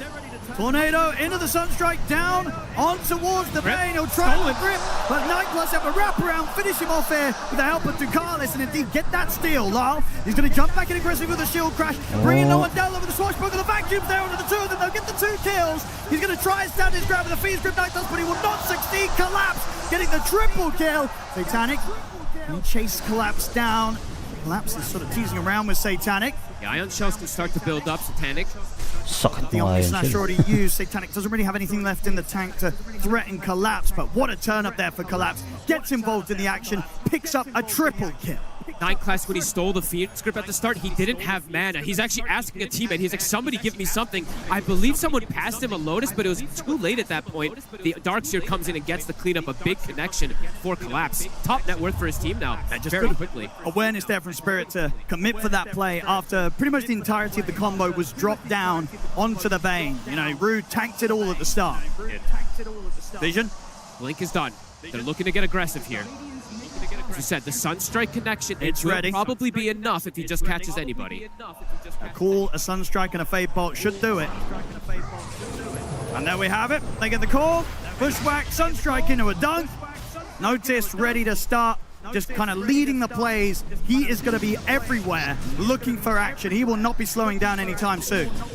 Panic, stepping forward here. They get the sleep on Ducalis. Is their follow-up. They're going to use the roll. If there's going to be any help, Notice watching from the low ground here, along with Nightglass. He's going to get the call, jumps the backlines, finds the Bane, Sunstrike in, Rue's out. Notice, he'll start backing away, but indeed there is no threat to the life of this Axe right now. They struggle to tackle the beef of this map. Vision's early game, pretty beautiful so far here. The Axe, as we said, noticed when he gets these type of games, he ends up running the show pretty effectively. Ang dami na nangyari, 4-0 now for him. He's got the connection to look for all these kills. They've got Ion Shells. I mean, that's stolen. such a lovely steal, right, when you're playing this aggressive with the Axe. If you keep the shell onto him, I mean, already he was getting kills in these calls. Now with a stolen Iron Shell being applied to him, he's pretty much guaranteed to get kills very quickly after the initial jump. Spirit reading this move, bringing the numbers, Collapse in the area, level 12. Yeah, Notice is playing careful. Very much senses that sort of presence of the Pango is a little bit of a bait. They've got a ward on the side there. I believe they saw the Darkseer running in for a second, so we'll be able to back away. But still putting the pressure on, they're going to stack. Dito matagos yung Omni sa Rage, di ba? They can steal these very quickly here just with Ion Shell. Paano dito On the matagos? flip side, see the aggression Dito coming out from ma-damage. Spirit. They're looking for Ano no damage? one. He's able to distance himself. Damage ba yun sa Sneaky Rage? arrow. That's a It pero hits. reduce. very nice arrow there from Not Me, and one that no one was not prepared for at all, was maybe looking elsewhere for Sunstrikes. Absolutely. And he did the animation cancel Yep. too. There's ways that you can do it as these Marauders. If you leap and you throw it instantly in these type of ways, you can actually get that canceled animation. What a play. See where they go to next, Rue. How's the Radiant? The Radiance is done, and Yatoro now has access into these Ancients as well, too. So catching back up here towards that Jug, still 1,400 behind. Oh, me attempting to get some info here under the cover of the Moonlight Shadow. Don't see him. Toro getting involved, wrapping behind. He's ready to look towards Notice, but Notice is already away. 9 class. He'll be left for dead here. Stolen roll, but he's dead. Spirit. They're accelerating. They're starting to match. Should be able to take away this tier 1 here with Yatoro swinging over to the mid. Oh, that is interesting. 16 minutes in, a gem has been purchased up for Ducalis. That's one of the earliest ones you've seen throughout the entirety of this TI? I think so. I see a lot purchased pre-20 minutes now, but it's 16, very early. So they're really looking to control this triangle area. They're feeling like Spirit does have a lot of vision on the map, and they're not wrong. And they're ready to go for action. As I said, I think we're going to pretty much see this just back-to-back from Notice. Oh, yeah. Just every single opportunity, running at Spirit, trying to set up these plays. They want to play it fast here, Vision. Notice. Catch, though. But his eyes on Rue will make the jump. Sunstrike's in. Yatoro thinks about trying to help with a potential infest, but can't quite get close enough in time. Has to save himself. We're getting given such a good game 5 here. Back and forth kills. The lead was going for Vision. Well, that's an easy Omni Slash there. Leap won't save you. Notney's gone. A freebie handed to Satanic as he is continuing to have a beautiful time on this bottom side of the map. 2-0-2, flawless farm. MKB. He really could not ask for more. And this is going to be the real test, right, for the Juggernaut. We don't see it a lot, but he's having this good of a start. Surely this has got to bode well for him. Surely. There is going to be tankiness that has to deal with, right? The Darks here, the wall can be annoying because it can eat a lot of these Omni Slash hits as well. I mean, I think that's why he's going for the aggression, right? We've seen the build, Battle Fury, Manta, and then straight for the MKB. Wants to ensure that when he does come in with the Omni Slash, he's killing these units, killing these heroes. And the blink right afterwards, right? So you can keep the stacks the way that the blade form works, right? You blink, you keep blade form with the Omni Slash before using it. Very powerful, very potent. Just has to be careful. Can get unlucky with the bounces since there is a Dominator. There's going to be wall illusions. They're looking to try to punish here. So Spirit trying to get aggressive here. They've got the blink on Laurel. They've got Fiend's Grip at the ready. Okay, no Omni. Try nila. If they find Ducalis, Angina. that would be Naglimang domi sila, no? He get that gem. He's going to show first. Actually gets a bit of a setup onto Collapse. Lar coming in with the Rolling Thunder. 9 class. Going to try and juke everything that they're throwing at him. Just leave him. I think Ducalis is like, there's no way I'm joining you, man. I've got the gem. Absolutely not, especially when there's 4 heroes showing up for that play from Spirit. And Ducalis even being extra careful. I mean, he passed the gem over to the Courier. Okay, Collapse is going to continue to chase. So indeed, Ducalis, whilst he might die, was able to make sure that gem does not switch hands into Spirits. I mean, look on the south side, all the way off the map. He's taking that gem all the way back to the base. So very smart from Ducalis to not lose it. That would have been devastating if he did get caught with it. Spirit still making this move, will manage to take the tier 1 tower away. So at least making progress in limiting the areas of the map that the Jug's going to be able to farm. Notice. He gets a call. It's going to be another pickup here that Satanic is able to get involved in. So sure, they lose the tower, but Satanic's game just continues to flourish. And this is an interesting pivot because we don't see this as accelerated in most games. No one's going for the BKB himself. Since he's playing into that Pango, since he's playing to a lot of this magic damage in team fight, he wants to be able to actually have his body in the fights at times. Can still be dangerous for the Invoker at times, but this is a cool approach because you do need BKBs, as we're seeing. Team fight is everything in this grand finals. And I like the change up we're potentially going to see from Yatoro as well, right? He is queuing up the S and Y, something we don't always see the carries pick up, but in this game, for Axe, you need the beefiness, as you say. Against the call, against potential Omni Slashes as well, Yatoro needs to be as tanky as possible to survive through those sort of offensive plays. Old school item builds that we used to see a lot versus this Axe when you see these matchups. In terms of that farm speed, though, as predicted, it is going to be tough for Yatoro to keep up with this Juggernaut, especially just due to the fact that Satanic is getting involved in action. 2-0-3, thanks to sort of what's been brought down to this bottom lane. And at this point, I mean, for Spirit, how do you look at identifying and dealing with this Juggernaut? What's the move you are going to look to make? Or at this point, can you not really? Do you have to look elsewhere to try and get that lead back in your favor? Oh, you still can. You Fiend's Grip, right? Sure, it's on cooldown right now, but that's going to be the big one. So it's eyes on 9 class to get the saves. 9 class, so this is cool. I was wondering which one he's going to go for, if it's going to be the Blink or the Shard. So the Blink allows him to close the gap versus the Bane and stop the Fiend's Grip. Get these the Shard would allow him to lift and move someone out of position, but the Grip will continue. So he goes goes for the blink instead for the most aggressive type of play. And it's not only the Fiend's Grip, right? If he gets Rolling Thunder, there is other spells that he can go for as well too. Pretty excellent steals for him. Yeah, I actually grabs this game. I really like the fact that he went for the blink this game. If he gets Rolling Thunder too, just insane amount of control, and it's really just about that positioning to stop the Fiend's Grip. So Spirit looking to get aggressive again. They do want to slow down Satanic's progression here. Yeah, huge kill if they can find him, but Satanic in a pretty safe location, very close to the MKB, and that's when the move becomes quite scary, right? If you don't get the grab, you don't kill him. If he gets an Omni Slash off, 20 or so minutes in with an MKB on top of the Manta Battle Fury, that Omni Slash is gonna hurt. It's gonna kill most of the targets. Maybe not Yotaro, because he is this tanky at the moment, but the rest of them, perhaps it will be. Shiva's picked up, 9 class. And have eyes on him in the trees. Not a bad grab at all. Taking 9 class out of the action means that there's less likely of sort of these next 30 seconds where Vision's going to be running at Spirit. Spirit's ease of execution feels a little easier right now with the team fight that comes in from the Darkseer. A lot of the team fight, it's going to be reliant on Notice to no one at this point in the game. So we'll see if they can get this connection. Oh, nice arrow. Look at Arrowed. Hard to close in onto him though at this vacuum area, but tell you what, still doing a lot of damage there with that vacuum into this. The Minotaur. They're trying to poke the BKB, but he doesn't use it. He has Healing Word to be able to reset. Might look to strike back here. Spirit backing up, resetting, continuing this farm. And this is exactly what you want for a grand finals though. Neck and neck. And I mean, does Satanic want to get involved in this play? He does have level 18. It's a big Omni Slash. I would imagine so.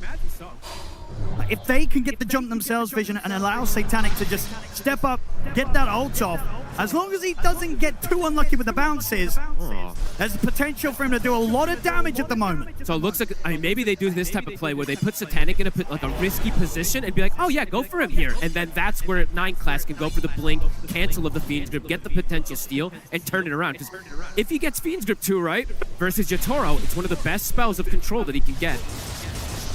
It would be pretty massive if he can get that one here. Forge Spirits pushing out one lane, Dominator pushing out another. Neither team gonna run into each other for these next few moments. Collapse buys the shard, blink for team fight, going back for the Lotus. More and more answers they are looking for to deal with that Omni Slash, of course. Laurel just gonna go for the Aghanims. Standard build from him.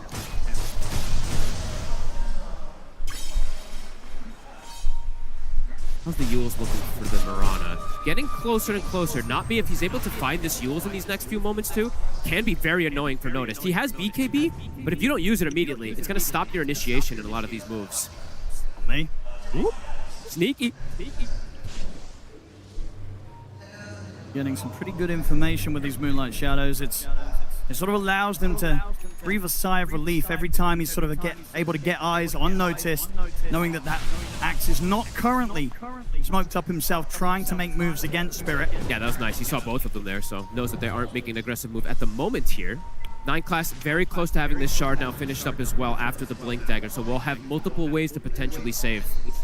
No one buys the shard as well too, so starting to play with that Quas farm to push these waves out, and they gave him the gem. So feeling protected, so he knows if there's any of these sentries placed down for him to play aggressively. Looking for a connection here. They have a kind of triple BKB timing on the side of Vision right now with Noticed, Invoker, and the built-in one on Satanic. For a catch. Ooh, they know someone's in the trees. He's stepping up. He's inching very far forward. Doesn't quite come under vision. Close na ni... Spirit, they're waiting for their next timing. The Aghanims is almost done for Laurel. Gabi. And I think I think he might not want to show up, honestly, until he kind of has these next couple of items done. AC at least. Yes, AC, and honestly, maybe even the Ags. It's just a question of when his timing is going to hit a point where he's ready to tackle the job. Noticed is spending a lot of time moving around. He is 6-0 in this game, but he is spending a lot of time just moving. You're starting to see that differential in gold. He's got the Dominator farming for him, but look at that Darkseer. It is starting to pull ahead massively. He's going to be able to farm that Lotus Orb, so I feel like Spirit, they're getting away with some nice greed and some extra answers to deal with the Jug and to deal with the damage that comes out from Vision.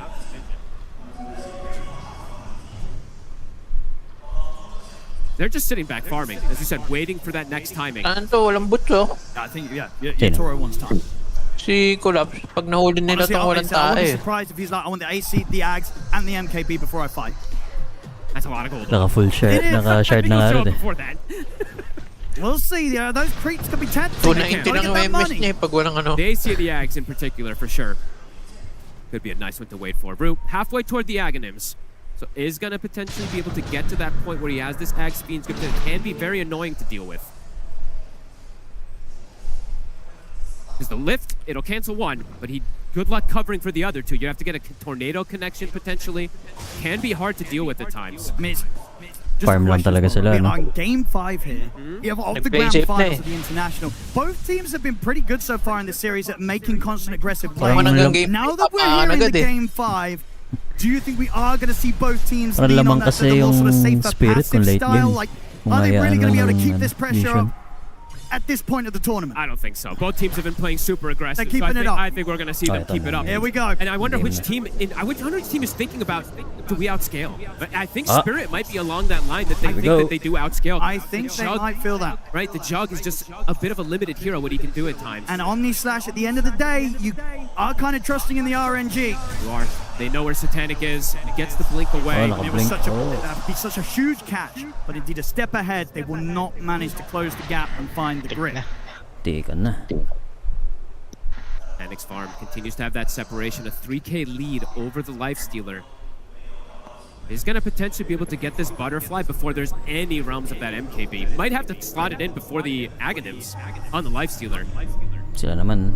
Yeah, I'll be interested to see what he But does. he might have to. Yeah, because you say for the matchup, obviously you want it for the items, but at the same time, the Axe does so much in just being able to avoid what the Jug wants to do to you. Sure, you're not going to be able to necessarily cut through that Butterfly, but you're going to have a pretty high chance of surviving. And the fact also, have to point this out, he is going Butterfly, going some pretty good items for a Darkseer wall. That wall illusion is going to be pretty scary if they don't address it early on in the fights. No way. Wala pa yung ano. Looking for Rue. He's got backup coming in. Patay na to si Rude. Do Spirit want to send anything over here? Toro, he's looking to come Cancel. across to the Oh, ang dami. fight. Arrow. They get the arrow connection onto 9 class. Toro will be able to quickly take out the Rube. Being noticed, he did get the call onto Rube. Okay. One. Good arrow connection. Here for Toro. Satanic. Gonna get chased down a bit by Collapse. Healing ward out. Up. Collapse able to quickly punch it. They get the connection. Trouble. Thunder. It's a good bounce. Here's the Omni Oy! the illusion. Ayan na nga. This is the struggle with the Omni Slash. illusion. Sometimes the bounces just don't hit right. Lal survives. And Collapse with the Yeah, point. mahirap He's kay trying to see if Jugs. they can do something about no one. He has to go squawk away. He's got a BKB to survive. Oh man, I these mean- moments. One of the Jug. reasons why Jug can sometimes be a bit of a risk, folk. You press the ult, and the Wait lang ult ba yan just don't ginamit hit sa ano? the way you want it to hit. They have multiple Parang ways to do wala akong that as well nakikita too. With the Jug eh. Dominator creep from Collapse with the mga wall, they nakarang have two series different ways meron. to disengage and break Sa that. tao dalawa. 50 Pero minsan lang sa seconds, Grand that's gonna Final. allow Yatoro to close that gap in net It worth. is indeed, yeah, straight over towards the Roche pit. Carlos, Oh, get down, gonna Mr. get set up President. on nearby, not me. Off the mark there. Still no Collapse, definitely chasing with the Shiva's Guard. We'll get him up on the cliff. He's going to be Ay, caught up mali. there. We'll try and get the push Mali back pa yung on and swashbuckle. them, but he will not be getting down Gago, alive wala. as Ducalis killed off on the cliff. Spirit getting a lot of momentum now at this point, getting the Okay. Aegis as well too for Yatoro. Ito na yung And ano. have to point some other things out, right? Besides the Bumaliktad Jug na Omni yung Slash, ihip ng having this hangin. massive deficit, Lifestealer as a hero, as the game progresses further and further, you're getting killed, you're getting creep kills. His HP is going up massively. He has 400 That's the bonus thing. HP as well. As I say, especially with the Guapa scope Surgeon armlet, Toda. the SMY, the AC, Yatoro is tanking up perfectly. So honestly, even if you do get fortunate with the Omni Slash bounces, He might live.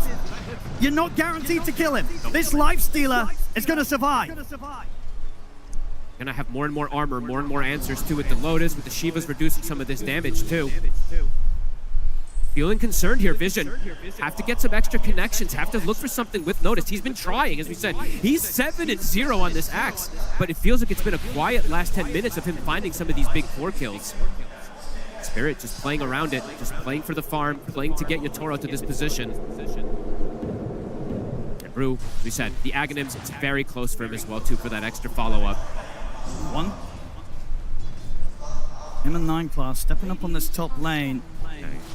Those two, I mean, they cannot set up onto Yatoro. To try and go for Yatoro has to have this axe around here for Noticed, and even then, with as tanky as he is, they're very unlikely to kill him in a call.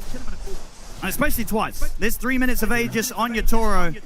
It's going to be interesting to see what Vision do about these moments. They need the Hex, it feels like. Invoker in particular, no one, he needs to get this finished up. They need that extra bit of control to just burst these targets down. He does have it finished. On me. Got the setup here, no one. Leap off before the Hex. They're going to try and chase on for. At the same time, Collapse. Running down to Carlos. He tries to bounce away with the sharpshooter, but he's caught beneath the cliff. They always get a catch at the same time, it feels like, on the side of Spirit. Basher now picked up for Laurel too. Satanic, he wants to try and look for a fight. He's got this blink, has the butterfly. Omni Slash is back up. He's got to get a big connection, and they have to deal with Yatoro twice still. It's 3 minutes still on this Aegis, so it's not an easy option to go for. 9 class wants better steals here at this point. He has Surge. It's not a bad one, to be honest with you, to be able to close that gap or even distance away for some of his cores. Over to Yatoro at the mid. Standing strong as he teases around the tier 2 tower. It does feel like the later and later it goes, this Lifestealer is going to be more and more problematic for the damage. I think so. It's really just the Jug who's going to be dealing that damage for him as the game does continue to progress. No one, almost level 20, so almost has that 20 talent for the Chaos Meteors, but he's been quiet this game too, just some Sunstrikes, 0 and 2 for him. I mean, they do have a massive sort of combo to throw down on the Lifestealer, right? If they get this call into the Invoker combo, into Satanic, getting in with a big ultimate, big Omni Slash, obviously they have to watch out for the Bane. They have to watch out for the sleep save. It's going to be there to disrupt that sort of play. So at the same time, once they go for this, they're going to look towards the supports, right? They've got to try and find the Bane, take him out to start the fight. Collapse. And this. And this. Protected from a lot of the Omni Slash bounces. Uy, wala na Omni. He gets the surge off. Bushwhack is still there though. Is he actually able to run for this Collapse? He does tick out. The Battle Hunger finishes him off. So they get away on the side of Vision. Back under the tier 2, they should be fine.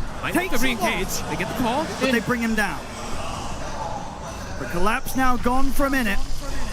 Oh, this itemization for Collapse is really clever, right? Just going for this, and he almost survives all of it there. Smoke up Vision, looking to take advantage of perhaps that Aegis timing out. It's still 70 seconds. I mean, they have to go. The fact that there is no Darks here, they've got the numbers advantage. Sure, they don't have the ult, but even so, if they're able to get some sort of lockdown and Satanic's able to blink in, come in with the right clicks, it still does a lot of damage without relying on the Omni Slash alone. And they know there's no Rolling Thunder as well, too, so they feel like they have that team fight advantage at the moment, even without that Juggernaut. Axe. BKB is on cooldown though, so has to be careful how far forward he goes. He's respawning soon, 20 seconds. Yeah, they want something other than Toro. They don't want to try and take this Lifestealer down twice. Seeing the back line, they've got a ward down. Nine Class is going to get the vacuum here with the stolen vacuum onto the two of them. Sets up for the call to burst through Rue. Yatoro, he's ready to look for the counterplay. Jumps in aggressively with the Infest into Satanic. Satanic will lay down the healing wall, but Yatoro immediately swipes that away from him. 9 Class gets the blink off. They will manage to escape Vision. A quick retreat. Nice place. Almost 2 kills they're able to grab there. The vacuum catches the 2 of them, but the quick leap from the Mirana ends up protecting him. And an Infest steal now that he does have. So a further save that 9 Class can potentially do here in these upcoming. Could come in pretty clutch. It definitely can. Just sort of have that extra sort of health to allow Satanic to maybe live through some sort of jump that Spirit get onto him and buy him time to turn, get the ults off. He's going to have it back up in 10 seconds. It'll put the Jug at what? From 2k to 3,200 HP. That's a massive amount. And he does need some HP, it does feel like. He can get burst pretty quickly in these fights. Satanic, all aggression with his build. Mga last item pa yung Ags ni Juggernaut. Ready to make the moves here off the back of Lal. They know Rue's there. Gonna get the catch underneath the tier 2 tower. They'll be able to take him out before the backup arrives, but backup is on the way. Lal flanking. Ready to lead Yatoro into the action. This might catch them off guard here. The Infest has already been used. They have got the Omni Slash though from Satanic here, ready for Yatoro. Ducalis thinks he knows this is coming. He actually throws the Distiller in the back line, so he's expecting a wraparound here, it looks like. Poking forward here, perhaps to break the smoke, Laurel. Thinking about committing, but into the triangle, a bit scary without the 5-man. Vision. How much longer do they want to stick around here as the Bane's respawning? They're still going to look for more. Noticed? Yet to die on this axe. Godlike for him, by the way. Really been doing everything he can so far. Stagnated for a slight moment in that earlier stages, but immediately afterwards finds these dream catches. So close on the numbers here. Jug continuing to keep slightly ahead. Only slight this time, though. I mean, that's the thing. Yatoro's catching up. And I think when the difference is only slight, it does mean that Yatoro's feeling pretty comfortable in this matchup. Ready to start working into that MKB. It's Lifestealer. It's going to be a very difficult one for the Jug to cut down. As you say, nowadays, with the Aghanims, with the way you can play, with the Infest, it's a lot harder for the Jug to win in this matchup. He's going to sell his phase boots. He's going to have the MK timing. They're going to smoke and look for a fight now on the side of Spirit. Perhaps looking to catch Vision off guard. The damage that's going to be from this Lifestealer, it could just kill the Juggernaut if he's not caught, if he's not doesn't have a save in particular from one of his allies. I mean, 9 class, he still has the Infest, so eyes on 9 class to protect this Jug. And he has to do a lot. Not only just sort of come in with the Infest play, but also try and get one of these big steals in the fights. Sure. Or even stop this Bane, right? Because the Bane, the Fiend's Grip, the Aghanims, it is there. I believe they did see it as well. Swift Blink is picked up. And that's you. Swift Blink on top of the blade form, getting in there, making the clean jump, getting the ults off. Linken's. It will hit hard. If this Jug is huge. If he's alacrity as well, too, right? If he sees a target, it might just insta-kill before the save can come out, even versus a tanky Lifestealer. But it's about getting that jump and trying to find it in a fashion that Spirit are not able to disrupt it. So, I mean, you know, we know that the neutral item that broke the Jug, it doesn't exist anymore, but Prophet Pendulum is also a pretty good one versus Omni Slash, so we'll have to see if that comes into play, because Laurel has it and Yatoro, the two ones that they want to burst, have a way to mitigate that damage. I mean, they're both so incredibly tanky. Right. Looking for a fight themselves. Vision. Forward. In class. Unnoticed. Stepping up to the river. Still Nice. wild. Go in, try and see who's in the tree line. Rolling Thunder at the ready. They'll look to chase down the mid. See if they can get their hands on Notice. Or get the core affected. Not going to do what they wanted to do there, Vision. Satanic's got to back up with the Blade Fury. The grip's there. yun lang. He's dead. He spent the gold. Down for 90 seconds. Spirit, they're ready to dive on for more. 9 class falls under the tower. No one tries to hold his arm. He's completely surrounded. He's dead. Oh my god. Oh, it collapsed. You monster. The Lotus as the Omni comes out. Quick with that. And he's still cleaning up. Collapse. He's not finished his job yet. He's looking over to Notice. Ready to chase down the axe. Yan ang ay mahirap sa Juggernaut. He's got Vacuum as well, too. He's got Notice. Collapse playing with his food. Collapse is playing out of his mind in this game. As clutch as possible. He really is. And I just Game 5 Grand Finals Jug Fogged. I'm getting some similar vibes as we've seen in the past. I'm sure all the viewers are too, the fans as well in the stands. Seeing the reminiscent thing that we saw from Ame last year. We'll see again. It was here. so quick that he got that Lotus onto him. Just straight in. They want to try and turn and fight. It was like split. I mean, he got it like split second, right? I think it really was. Holy crap, collapse. And then the Fiend's Grip, the hard counter versus that Jug. No way to stop it. So fast. For now, he is all of their damage, really, Satanic, with him gone at the start of any fight. And it's a small gold lead, but it feels like a very commanding move that Spirit was able to hit with her. You can see the pressure. Satanic, he's starting to feel it. Absolutely. I mean, in the carry-to-carry matchup, you can just tell that Yatoro right now, he is so comfortable, so confident. He knows the matchup. He's not afraid of a Juggernaut. He knows exactly where he needs to be with his item progression. And right now, this Lifestealer at a point where it's so hard for the Jug to take him down. Who do you Omni like with all this armor that they have to Lotus on Laurel too? They just have so many different ways to protect each other. So much armor. It's 50 armor on some of these heroes, it feels like, for just the Jug. And it's so difficult for Satanic. He can't get this connection. He can't get the damage either. This Invoker, we've seen it falter in these later stages of this tournament. No one is having a tough time in this mid game. Roche now, the option. Yatoro will get tossed in the pit from the Roche. They're going to quickly bring this down. The Roar will disarm them for a second. It will get scouted. Vision, do they even want to fight over here? It's dangerous.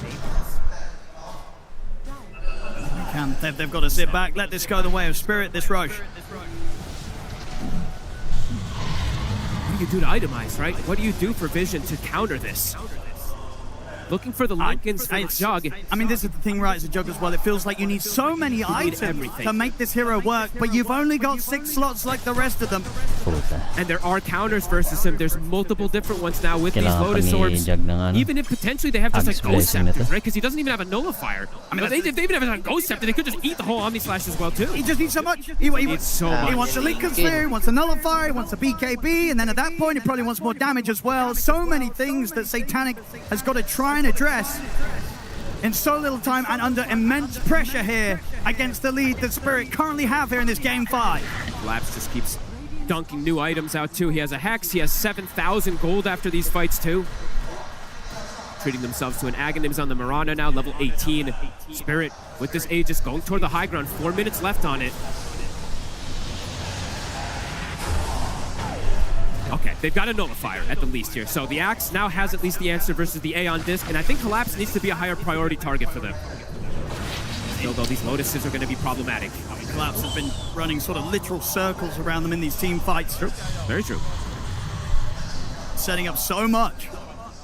And he still hasn't decided what item he does want to go for yet. He's been queuing up Wind Wakers, a couple different ones as well too. Collapse thinking about it still. I mean, Wind Waker could be another one that just really throws another issue the way Jug wants to play. He's in, ready for the dive. They are able to catch no one. There'll be a quick lift up from 9 class and an Infest to keep no one safe. He had to put the BKB here, no one. Turn, get the Hex out onto Yatoro. Satanic jumping in, doesn't want to commit with the Omni Slash though. If he Omni Slashes there, he could get put into a dangerous spot and get killed, so he knows how careful he needs to be. 9 class will get nailed by the arrow. He'll be okay. Naka-ags na pala yan si Mirana. Don't need to sort of make the jump too aggressively to the high ground. Still many minutes here with the Aegis on Yatoro. I think they're starting to feel that power that they have too as the game progresses to this point. There's much easier ways for them to jump and take these fights. It's very difficult to see how Vision, it's like this 4D chess kind of angle, how they have to execute the fight. They have to get a successful Omni Slash or the fight's just over. And as we said, there's so many different angles, so many different answers. And Yatoro, on top of just tanking up with the armor, right? The longer and longer it goes, just watch that HP pool. 623 now, max HP. Yatoro, ready to finish off the tier 3. It's not tier 3. How are they going to push him back? 1. The Hex into the meatball. Not enough. So many ways to bail him out. Takes some decent damage running along the Meteor, but has the Infest, the protection is there. I mean, Lyle could be ready to jump straight back in with him. They get this creep wave push forward and Spirit see an opportunity. They might just dive again. No one's BKB back on cooldown in 5 seconds with the Aeon Disc down for 30. Can get caught and killed. Has to play very careful.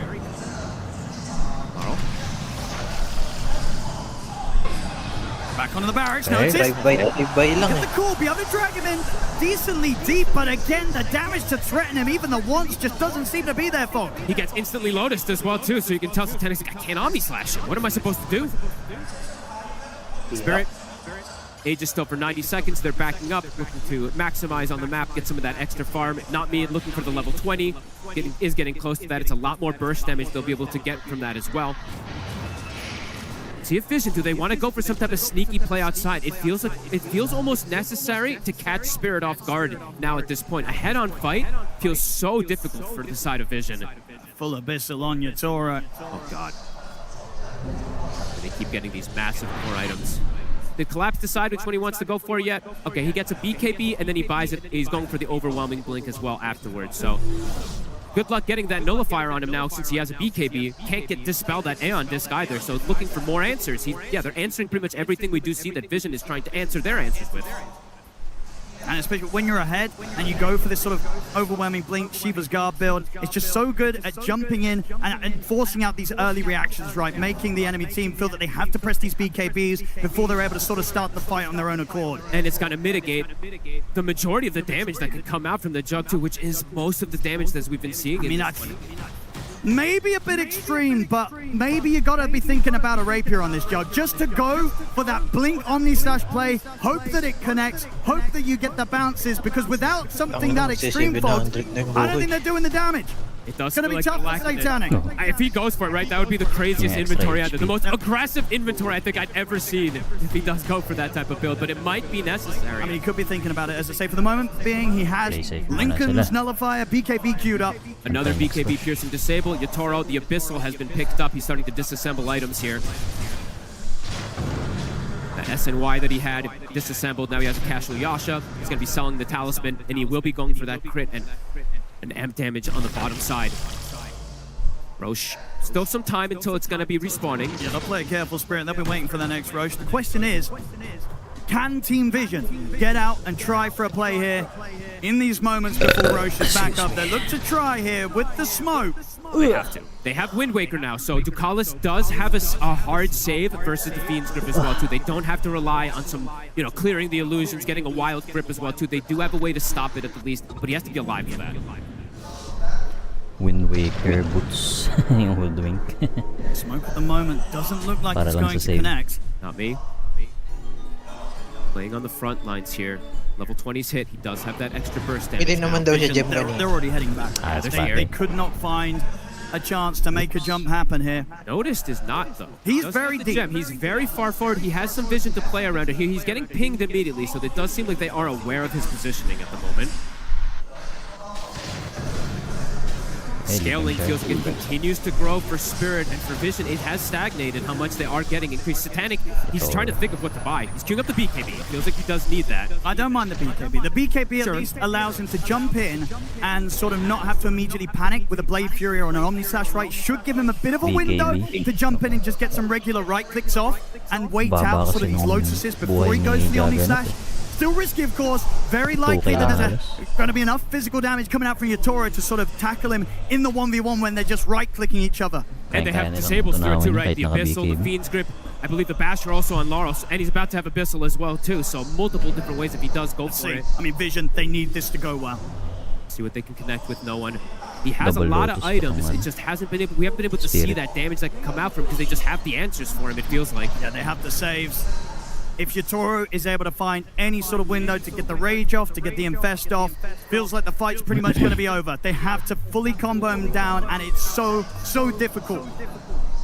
Execution much harder for Vision.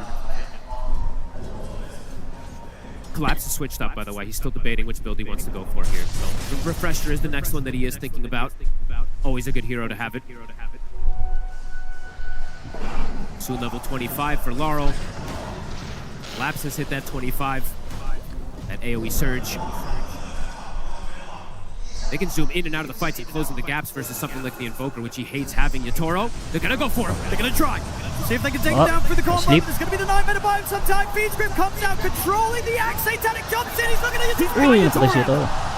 They'll find the chance to bring Minano-mano. down the Lifestealer. And now Vision, they can try and clean up more. Nomi's going to jump away. Satanic hot in the chase. Wala But na they can be held Omni. back by the Binatukan na Yules. lang. But the further grabs there from 9 Class. Telekinesis onto Not Me.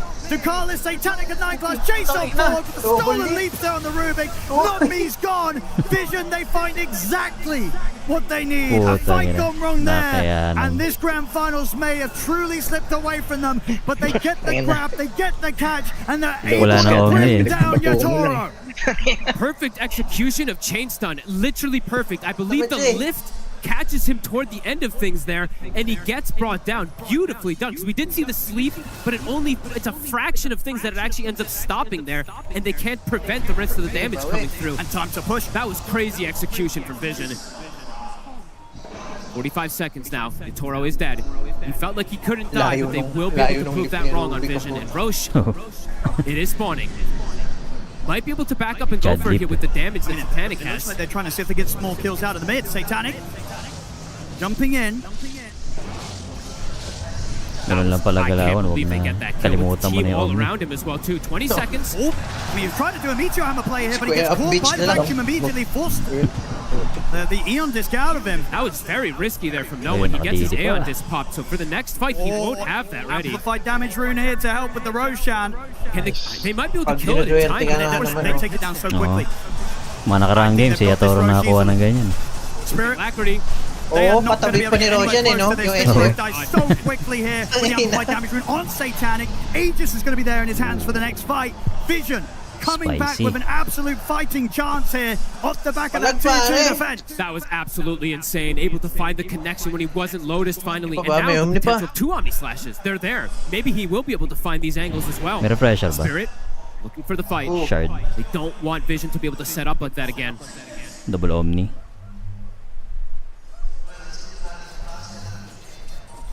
Much longer on the amp damage. It will be going down. Okay. Kahit ibang hero, monkey king pa rin yung laro eh. For the Invoker, long disables that he can't put out here. Buti nga natansya niya yan sa lip eh. Bringing in both the mid and the bottom lane here, Vision. Just with that kill, it went from what? A Dota Plus at 83 down to the 58%. So a massive one they were able to swing into here. Having this Aegis now for Satanic. It's got this second life. Such a difficult move to execute. They do it here. Can they do it again? Much harder when it comes to making that play into the hands, into the base of Spirit themselves. Carl immediately gets Lotused up. Ay na puto, pinadala nila yung Enchantress para mag-push eh. All the way in the back lines for these creeps. Hindi alam kung tatalo na no hindi. These creeps are going to do some work here. Kaya naman eh. With the alacrity too. Ops, Surge ito. to go for the banner. He will be able to take it away. Talunan to ni Axe. Ayaw. Such a tense game. Team Vision. With 3 minutes here to think about what they want to do with the Aegis. Satanic looking to continue to get that growth. But these jugs are really, they're allergic to buying Aghanims, Owen. That is Ayaw true. nila mag-Axe. That, I mean, you're not wrong. Especially when you've kind of Flash. already got like 8 items, 8 slots filled. He wants that next one to be able to stand and just right-click versus that Lifestealer, hold him down with the bashes. It makes sense, right? But see if that works. He did go for the Nullifier in between to deal with these Aeon Discs, to deal with some of these other annoying items. Moonlight out from Spirit. Heading out. Trying to sneak forward, collapse. Get the call. Nice one. Nice one. That's my boy. Didn't have the BKB in his inventory. Spirit, they still want to fight. Oh, Yatoro wow. gets in, takes out 9 class. Now, with the roll forward, looks towards Satanic. He's got the Blade Fury. They'll turn for no one instead. He's got the angle to No keep one. him controlled. Allowing Yatoro Vamos. to go. Vamos. He's there. Notice just back over the grips there. There's a lock notice down. The radial definitely wants to Buyback know si what Collapse. pushes them back. Satanic caught by the Abyssal. He'll turn, try it out right. Ay, nanakaw. Stolen. But the back in Nice. put a stop to it. Doesn't matter. Yatoro still falls. As Satanic is ready to go once more. Off the refresh out. Another Omni Slash is being tanked heavily by the illusions. He'll blink out off to the side after it collapsed. Will chase out Notice. Will be focused by Lal. Matay. They've taken the Aegis out of his hands here on Satanic. Buyback yung ano, coming in Spirit. from both of them. The 3 of them collapse through Yatoro. They want to go for round 2. Satanic can try and Satanic. play Wala through na Omni run. yun. They got Blink's any gonna way to cancel. catch him. Lal. Blink it's out. Carl chasing. Oh, Ducalis. Kasi Get Ducalis. found in the tree line, but he may have just drawn their attention away long Daming enough buyback nun to sa ano, allow Satanic to Spirit. run. Look at all these buybacks. The stolen grip for a second gets canceled. The secondary Omni Slash, I think, ended up bouncing only onto Pretty the much illusions just onto the there, wall but illusions, but still, look at the buybacks. what that extra chaos in the fight where they just weren't able to, even with the buybacks, find an opportunity to lock down Satanic and get that crucial kill. Satanic survives, continues to sit on an absolute mountain of wealth there. 9k gold on the Juggernaut. He has got many Toro. options. Are they going to go for it here? They might catch him off guard. Ui. Got alacrity. But there's the jump forward. Satanic, Sige pa! there's Big Boss locking him Ay, down. The nag-infest. infest will buy him a bit of safety. Mag-isa lang to The si ano. He's trying to get over to help out. Have the Abyssal to hold back Satanic and run. Collapse should be able to be there with his presence to keep Yatoro safe. I mean, they may be even thinking about trying to turn back over towards the Jug. Satanic heals up back to full with the healing wall. Oh my god, that was so scary there. If he does have Omni Slash, they can go for the kill, but Yatoro, knowing that they don't, just get that infest, he does survive, but a risky positioning. That was insane. Are they really going to try and stay on the offensive whilst they don't have 3 buybacks? It's going to be pretty crazy. 6 minutes here where they have to be Parang muna yan. so careful. They're seeing, though, that Yatoro isn't as safe as he anticipated that he was from earlier. These jumps from Vision is catching them off guard a couple times here. Catching me off guard, too. Looking for more Wind Waker pickups, but as you said, there is that nullifier that he did pick up. This has seemed like the clutch answer for the side of Vision. Satanic having this one. Now going for this Abyssal. Okay. Can't stand his ground. They're smoking. They're looking for this. They have a win condition. And they really do. Toro. If they kill Yatoro, the game's over. Oh. Very, very likely so. Without the Lifestealer for 2 minutes, that should be enough time for Team Vision to close this one up. So Yatoro has to be protected here at all costs by Spirit. They cannot let the Lifestealer get caught. Not me. He's found. We have the most raid boss builds I think I've ever seen on these carries. Look at this. There's both completely 6-slotted. Yeah, Yatoro with what 5k HP here with the arm that turned on, thanks to the fact that he's picked up the Satanic on top of it. He's just looking to tank up. Has to survive through these calls if he does get caught by the jumps of Notice, which is very likely with how well Notice has been playing. He has been finding these jumps. He has been, and no one can get these connections. This long hex, they will die during it. Eyes on the save, the Bane, the sleeps, the little sleep, the Lotus Orbs could be everything to protect Spirit. They're in such a risky position, but this is what we love to see from Spirit. Even when they're in these sort of spots where they don't have buybacks, they are not afraid to take these risks. They know that you have to try for these sort of risky moves if you want to claim the Aegis of Champions. Pretty much even on the net worth here, coming up to 57 minutes here in a game 5. We were asking who's going to think that they have that greater late game. I think we're seeing that both of them have that great late game. Not really clearly seeing an advantage for either one at this point. Yeah, all about the play right now. All about the play, all about the catch. Eyes on Noticed. Both teams have the tools. Kaya pa. Yeah, okay, I do see the BKB getting swapped back in. So Collapse not able to play with the Refresher Shard in his inventory. Absolutely necessary. He needs to be able to protect the Nullifier. They're going to get the catch on towards him outside of the base. LOL! He's got by. I mean, Spirit, they're going to try running into this. They're looking at Satanic. Yatoro's going to jump and aggressive over towards him here with the Infest. The wall gets knocked down into the Abyssal. They lock down Satanic. For now, can he try an Abyssal drop down by Hit? Spirit on the aggressive here. Despite the fact they don't have the buybacks, they're ready to turn and fight. They look towards Notice. The BKB only going to buy him moments here before they inevitably bring him down. Yatoro knows it. He's like, if they don't jump me, I'm going to kill every single one of them. So Laurel, he buys back immediately. Back the other way we go. Again, just doing this in this situation, this is absolutely peak Team Spirit here in the grand finals coming up to 60 minutes in. They never play scared. Never. They never play scared. And now they're in a spot where, despite the fact that their buybacks are on cooldown, they might just be able to force these crucial buybacks out from Vision. No one has a full refresher picked up here for the move. How much damage he can do on the hold. Yatoro. And when do the buybacks come out? Do the buybacks come out? What's the move here from Vision? Let's see. Toro playing it safe, going for the push here. I mean, do you buy back or do you let these 2 sets of racks go? Because you still have a tier 2 down on the bottom lane. Do you just sack the 2 sets of racks? I think you might. Unless they overextend on the side of Spirit, you see a position where you can go for this kill on this lifesteal, you might wait.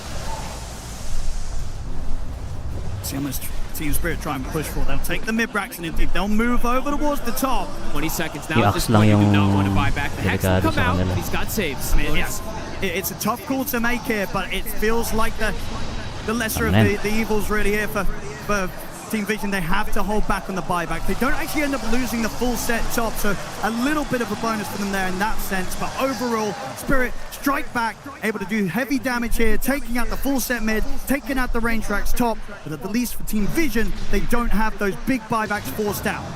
They keep their cool. 2 minutes left till Spirit has their buybacks back at the ready. Spamming the Moonlight Shadow for positioning. Seeing the pickup here from Noticed, I love this. This could be a game-winning refresher. If he gets a double call, trying to find Yatoro on the angle, could be everything for the team.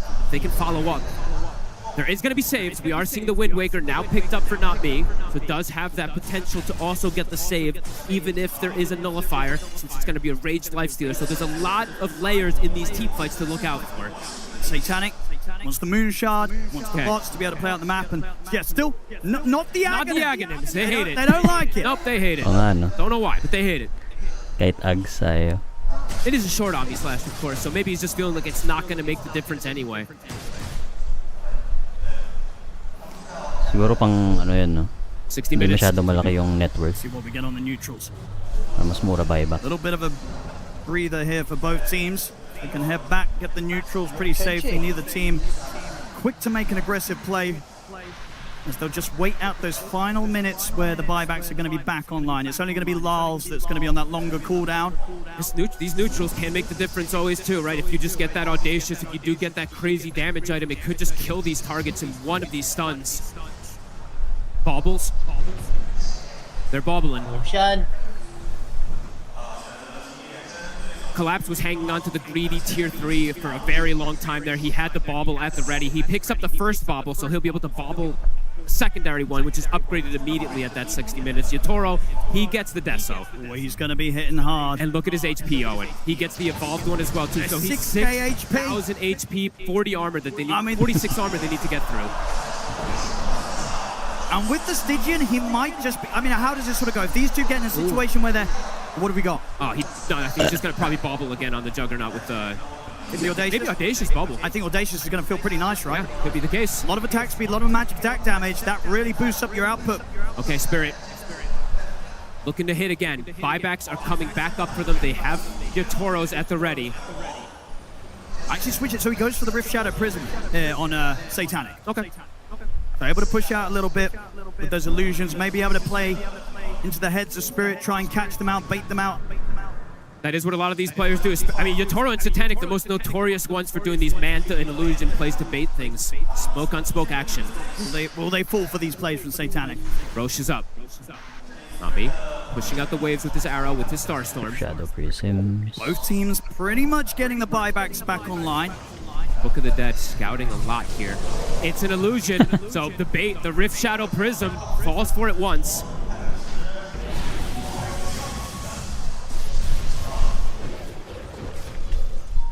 All the buybacks coming back up, as we were saying. Laurel, the big one that doesn't have it for the side of Spirit. He's probably going to be playing more onto the back lines in this next upcoming fight in particular. It could be important because around this sort of fight, around the Roshan, both teams are going to want to use those buybacks. Yeah, 100%. Who's got the smoke still left too? Spirit, they still have one. Do they have one left on the side of Vision? I'm not seeing one. Can they find some sort of angle to approach Vision here that surprises them? God, Collapse. He hasn't really been able to find a massive vacuum, but if he does find an angle for it too, the fight could just be decided. Especially with the refresher. Spirit on the approach. No one. They're going to jump the high ground. No one's going to turn straight away with the Hex. Yatoro. Nice. He's going to look towards the Evoker. No one's going to get lifted back down to the low ground. On the high ground, the stun's there. The bash in on towards Notice. They turn with the Omni. Yatoro, no. The Abyssal. Uy. God save Yatoro. They save him. They turn towards Satanic. The buyback for no one. Those steps up the tornado. Allows Satanic to escape the clutches of Yatoro. But Satanic is jumped to Collapse. He's out. The buybacks are going to have to continue to come out here from Vision. Notice buys back. Satanic still holding on to his. No one. Wants the refresher. A second combo dropped down. With the roll-ups there as the Satanic fall away. He brought back to the Satanic. They have to save him. Yatoro closing in. Gets the bash. Satanic falling low. The healing ward trying to keep him alive. Pushbacks there. Allows space for Satanic to get back to the safety of the base. Zakalis. He'll try and get out with the Wind Waker. We'll get the blink off. He'll live. No one. Boy. On the front line, steps up. Notice has to call on to Lau. They try to run for the infest. He'll come down Yatoro. They will break down Abisal, nako. Patay si Tanak dito, wala na. Nice.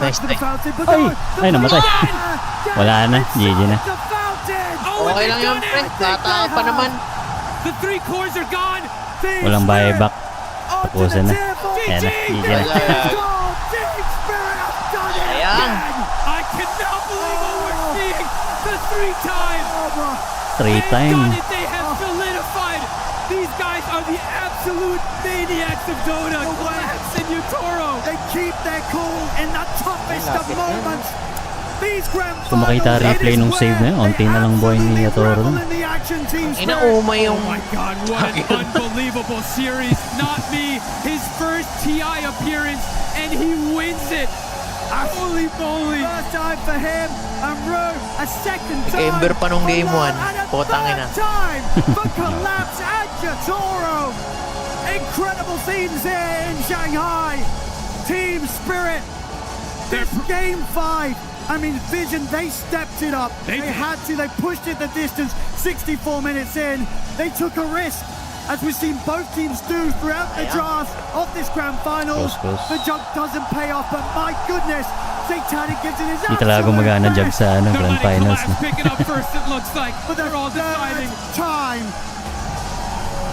Oh my God. What a game. What a grand finals. Ladies and gentlemen, the winners of the International 2026 Team Spirit!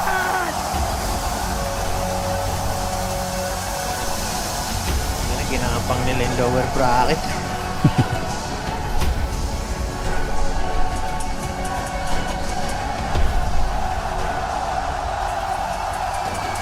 Alam ko, makakadalawa na si Papi. Hindi. Nakatatlo naman na sila Yator. Parang first time to, no?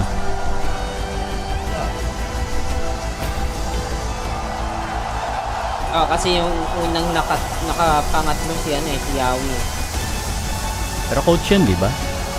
First time to play. Tapos 2015 player. Ito talaga pure player. Team pa. Hindi, bago yung dalawa dyan pa. Hindi. Tatlong ulong franchise. Ladies and gentlemen, after being pushed to the absolute limit in a 5-game series, we are ready to crown the champions of TI-15. Coach nila, support nila yung dati, di ba? Oo, semi-post. For the first Sino yung isa doon? Umina nga sila nung nawala yan. Ayun, si Toronto. Toronto mid nila. Yung unang win nila. Umina nga sila nung nawala semi-push ko. Tapos nag-push. Ganun sila. Ay, bagay.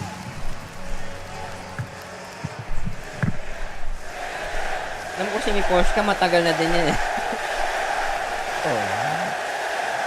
Diba una niya? Umutang. 从败者组一路杀进决赛 ，Team Spirit 最终拿下了我们国际邀请赛的冠军。 Team Spirit bayad sila, walang Chinese the team. way through lower bracket. Now you're here. You lift the aegis. Not me. I gotta ask you. You gave your hair to the god of Dota, Dota god. He gave you the championship. Do you want to say anything to your fans, your family, anyone who's been watching your games? If you want, you can speak Russian. Можешь по-русски? Хочу большое спасибо сказать, во-первых, моей маме. Она меня супер поддерживала. Вот. И фанатам, которые нас поддерживали, вы супер. Ru, come on here. Ru, please. Please come here. This is your moment. 这是属于你的时刻。 Now, this is your first Aegis. Nawala si Mira, no? This has to be special. Ah, What is si going Mira. through your mind right now? 这是你第一次国际邀请赛的冠军，这是一个特殊的时刻。你现在心里想的是什么？ I don't know, it feels like Yung naglipat-lipat ng position yung si Gago, di ba? feelings like I'm still in this game. Nag-OG din yun saglit eh. This best of best, best of 5. So, I don't know, unbelievable. 我不知道该说什么，我好像还在游戏里面。这个 BO5太疯狂了，一切都这么的难以置信。 Yatoro!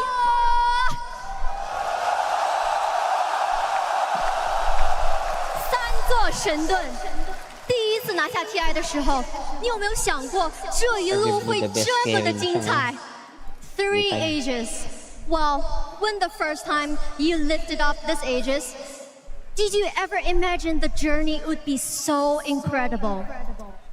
Yes, I hope I'm gonna win 4 or 5. 4 or 5 pa. And I wanna say I have 55% percentile. Icefrog, can you give me purple item at Draw Ranger, please? Draw Ranger? Please, I lost all my predicts. 我虽然之前的预测没有做对，但是能不能把紫色的卓尔游侠的装备、小黑的装备给我？ Really, that's what you're thinking right now in your mind after you lifted the Aegis. 这就是你现在脑子里面想的，你刚刚举起这枚神盾。OK. Lau, please. Lau, come on here. Ayun, inutusan mo pa ako ah. Kaya nga eh. Now there's people questioning you. You've won it once, you've done it twice. What's going through your mind right now? 有人质疑过你，你拿到了一次，你又证明了一次自己。你现在 Pwede 心里 na 想 kami 的是什么？ mag-export uli ng AK-47 sa inyo. games. They performed really well. This last fight was Yung amazing. modern version na. Screaming, Oo. destroy everything. Like when we try to cage them on fountain. So it's just good to play Dota and win. Dami nga rin sigurong Russian 这 dyan 次系列 ngayon. 赛太疯狂了，最后的一场团战，我们一直在教，一直在打，我 kasi 们把 parehas 眼前 Russian team. 所有阻挡我们的东西都摧毁了，能够赢到他的感觉真是太棒了。真是太棒了！那我们想问一 Wala 下 na ，Trax， pumapasok na 你和 China 亚 eh. Toro 是唯二拿下3届 TI 的选手，成为世界第一 China ngayon 三 kasi 号位 parang 的感 ano 觉 eh, 怎么样 pera-pera na lang You dun. and Yatoro Tapos yung are ano the pa, yung only two pagbanta ng players mga... that have won 3 TIs. ML na How lang. does it feel to be the ML best na sila. offlaner Mas in the pa, world? tapos nag-ano pa yung emerge pa yung hook. 感觉非常好。Any other words you want to give to the fans, to people who support you here in the arena, back home? Hindi ako sasabihin yun. And that's I'm just beautiful. Alam ko pa, ng cold a little bit pass. shocked right now, to be honest. 我现在感觉有一点点不知道该说一些什么。现在这种感觉实在是太奇妙了。Thank you so much. Enjoy your moment. Tinitira ng RTC. Yota niyo ba yan? 我们好像还有一位当然，我们不能忘记 Miposhka。 Coach。Siya ba si Dove?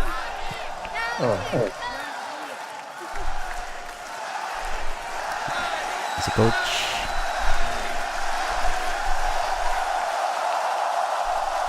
Ay, oo nga, siya nga si Dove. Miposhka，你曾经作为选手举起过这块盾，然后现在你作为教练再一次带领你的团队举起了这块不朽盾。想问一下，你是不是觉得 Dota 这款游戏你已经完全参透了 ？Coach， you have lived ages yourself. Now as a player, and now you left the ages as a coach with your old teammates, with your team. Do you feel like maybe you just figured out Dota 2 the game? Can you repeat? Do you think you just beat this game? Obviously. 再明显不过了。需要的就是这种自信，对不对 ？That's the confidence we want to hear. Thank you so much, Miposhka. 好的，那在今天晚上，我们见证了 Spirit 第3次举起冠军神盾，3冠王就此诞生。 Bubuo daw sa Pilipinas ulit playtime na naman. For the third time, Team Spirit Kukunin nila si Abed, iwan nila si Opad. 也再一次将他们的传奇编织进了我们的国际邀请赛。 Once again, waving their legend into the history of the international. 这一切的一 Tangina 切， ng mga Pinoy, pa-start pa lang yung bracketing eh. Huwag na daw mag-ayos ng gamit sa hotel. Diretso uwi rin naman. 注定再一次属于我们的 Team Spirit。 Pero sayang, lakas nila ng simula. And tonight, once again, Nung belongs before to mag-TI. Team Spirit.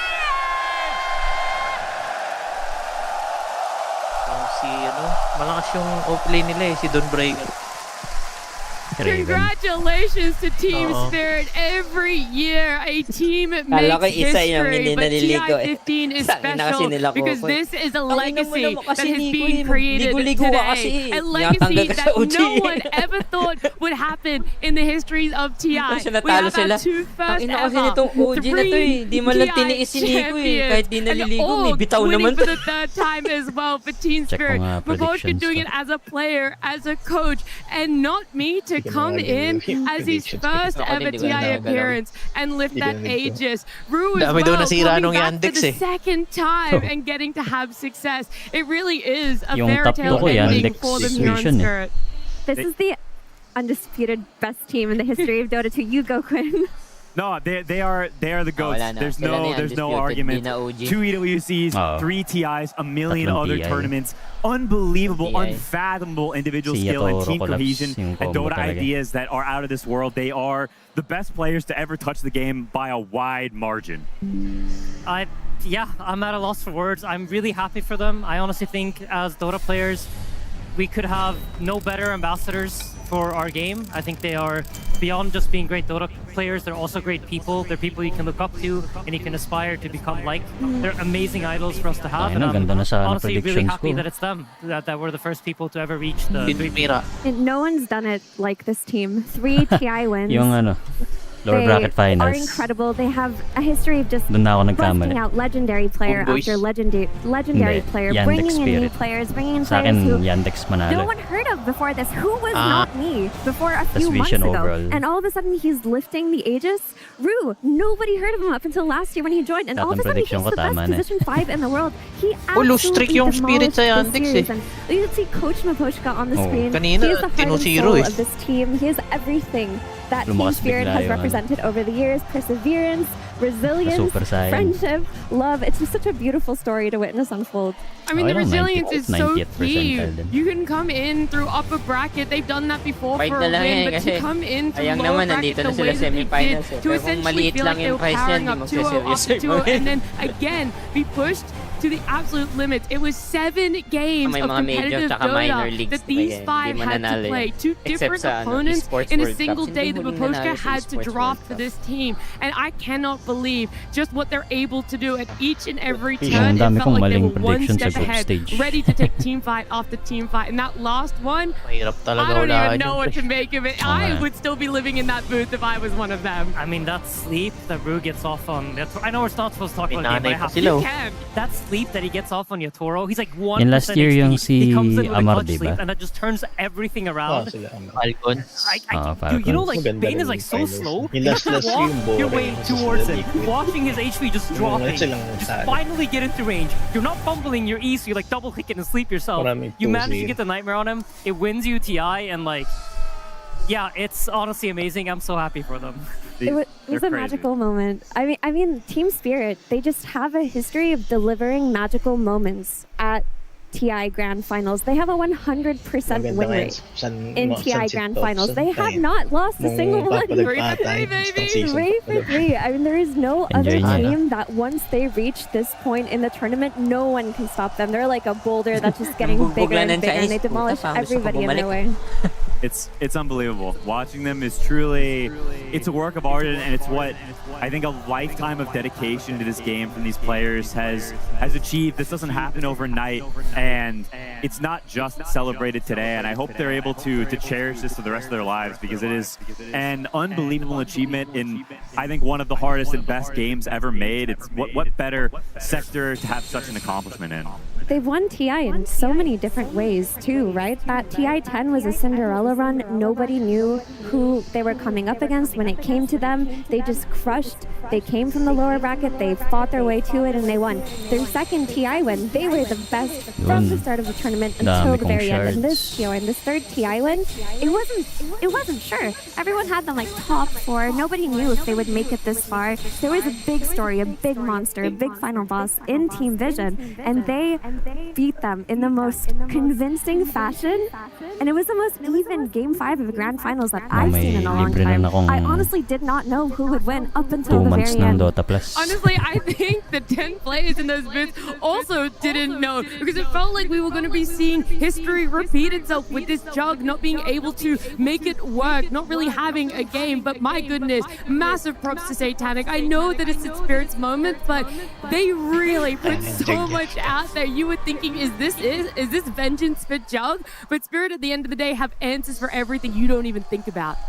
Yeah, Vision put up an incredible fight, all 5 of them. So massive props to them. Even though they're not the victors, it's a side of Dota that's a little uglier and it's rough, but I think their journey is just as commendable. Not be doing the doing the Malrine and Amar. He just needs to fluff after a game Galing like that. nila, consistent pa And rin we kahit have to talk tanda about na. this guy, not me. A Team Spirit have an eye for talent like no one. nawala siya. No one expected him to be this much of a monster. When he debuted in that Dream League season a few months ago, he was two-stepping around people. He was dancing around on his Rubik, stealing every single spell, single-handedly closing out games, and people were asking about where did he come from? Where did they find him? And here he is, just a few months later, winning TI, lifting the Aegis. Yeah, it's amazing.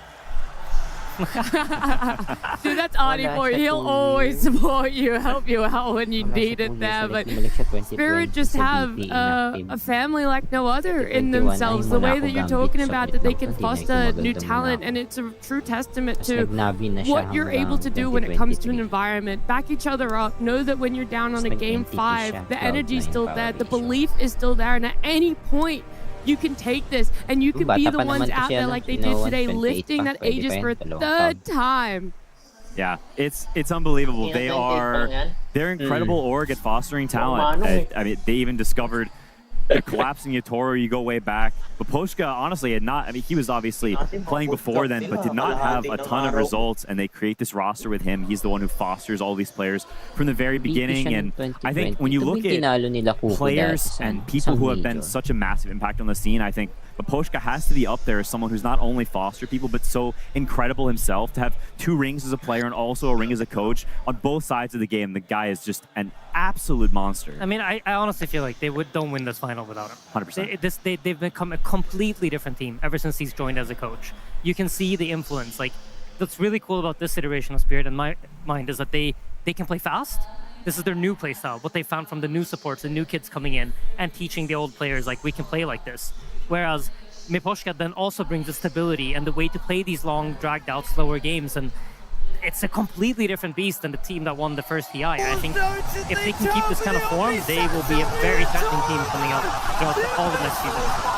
No one ever underestimates Team Spirit when it becomes a TI, but this year was so different for them. All of these roster changes we've alluded to, not a single first place at an event that they participated in as well, which is crazy to think about. This team has always been able to find success for themselves throughout a season, no matter what.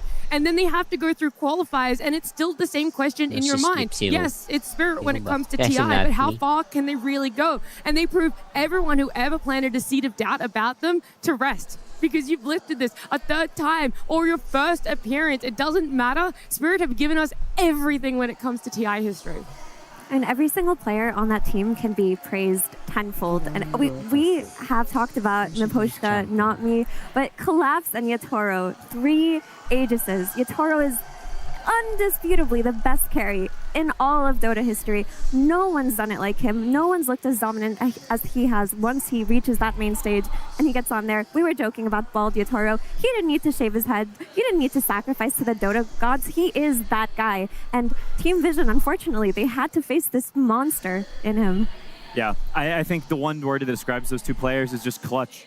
So many people, you can see them get shaky when the chips are down, but they just don't in the same way. I don't know what it is. I don't know how they're like that, but it's unlike any player I've ever seen. They're just, when the moment is the biggest, they play the best, and it's such an incredible skill that's so rare that you can't help but just admire it because it's, I don't know, it's astounding.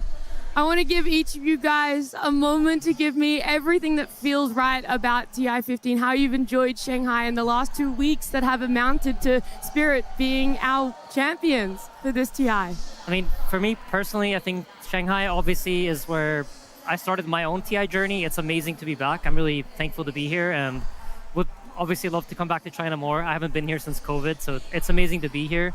The Dota at this TI has been very entertaining to watch. I feel like we had a grand finals that featured everything. We got really cool strategic victories. We got amazing gameplay victories. And towards the end, we got an absolute slop fest of a game 5 where everybody's just farming. So I feel like we got it all. And I'm, thank you to Valve for believing in us to do this grand final panel. And thank you to all the players and all the fans for watching and making it so good. Dota 2 is such a beautiful game. I mean, every TI is a celebration. Di ba pre? Takbo lang. GG's.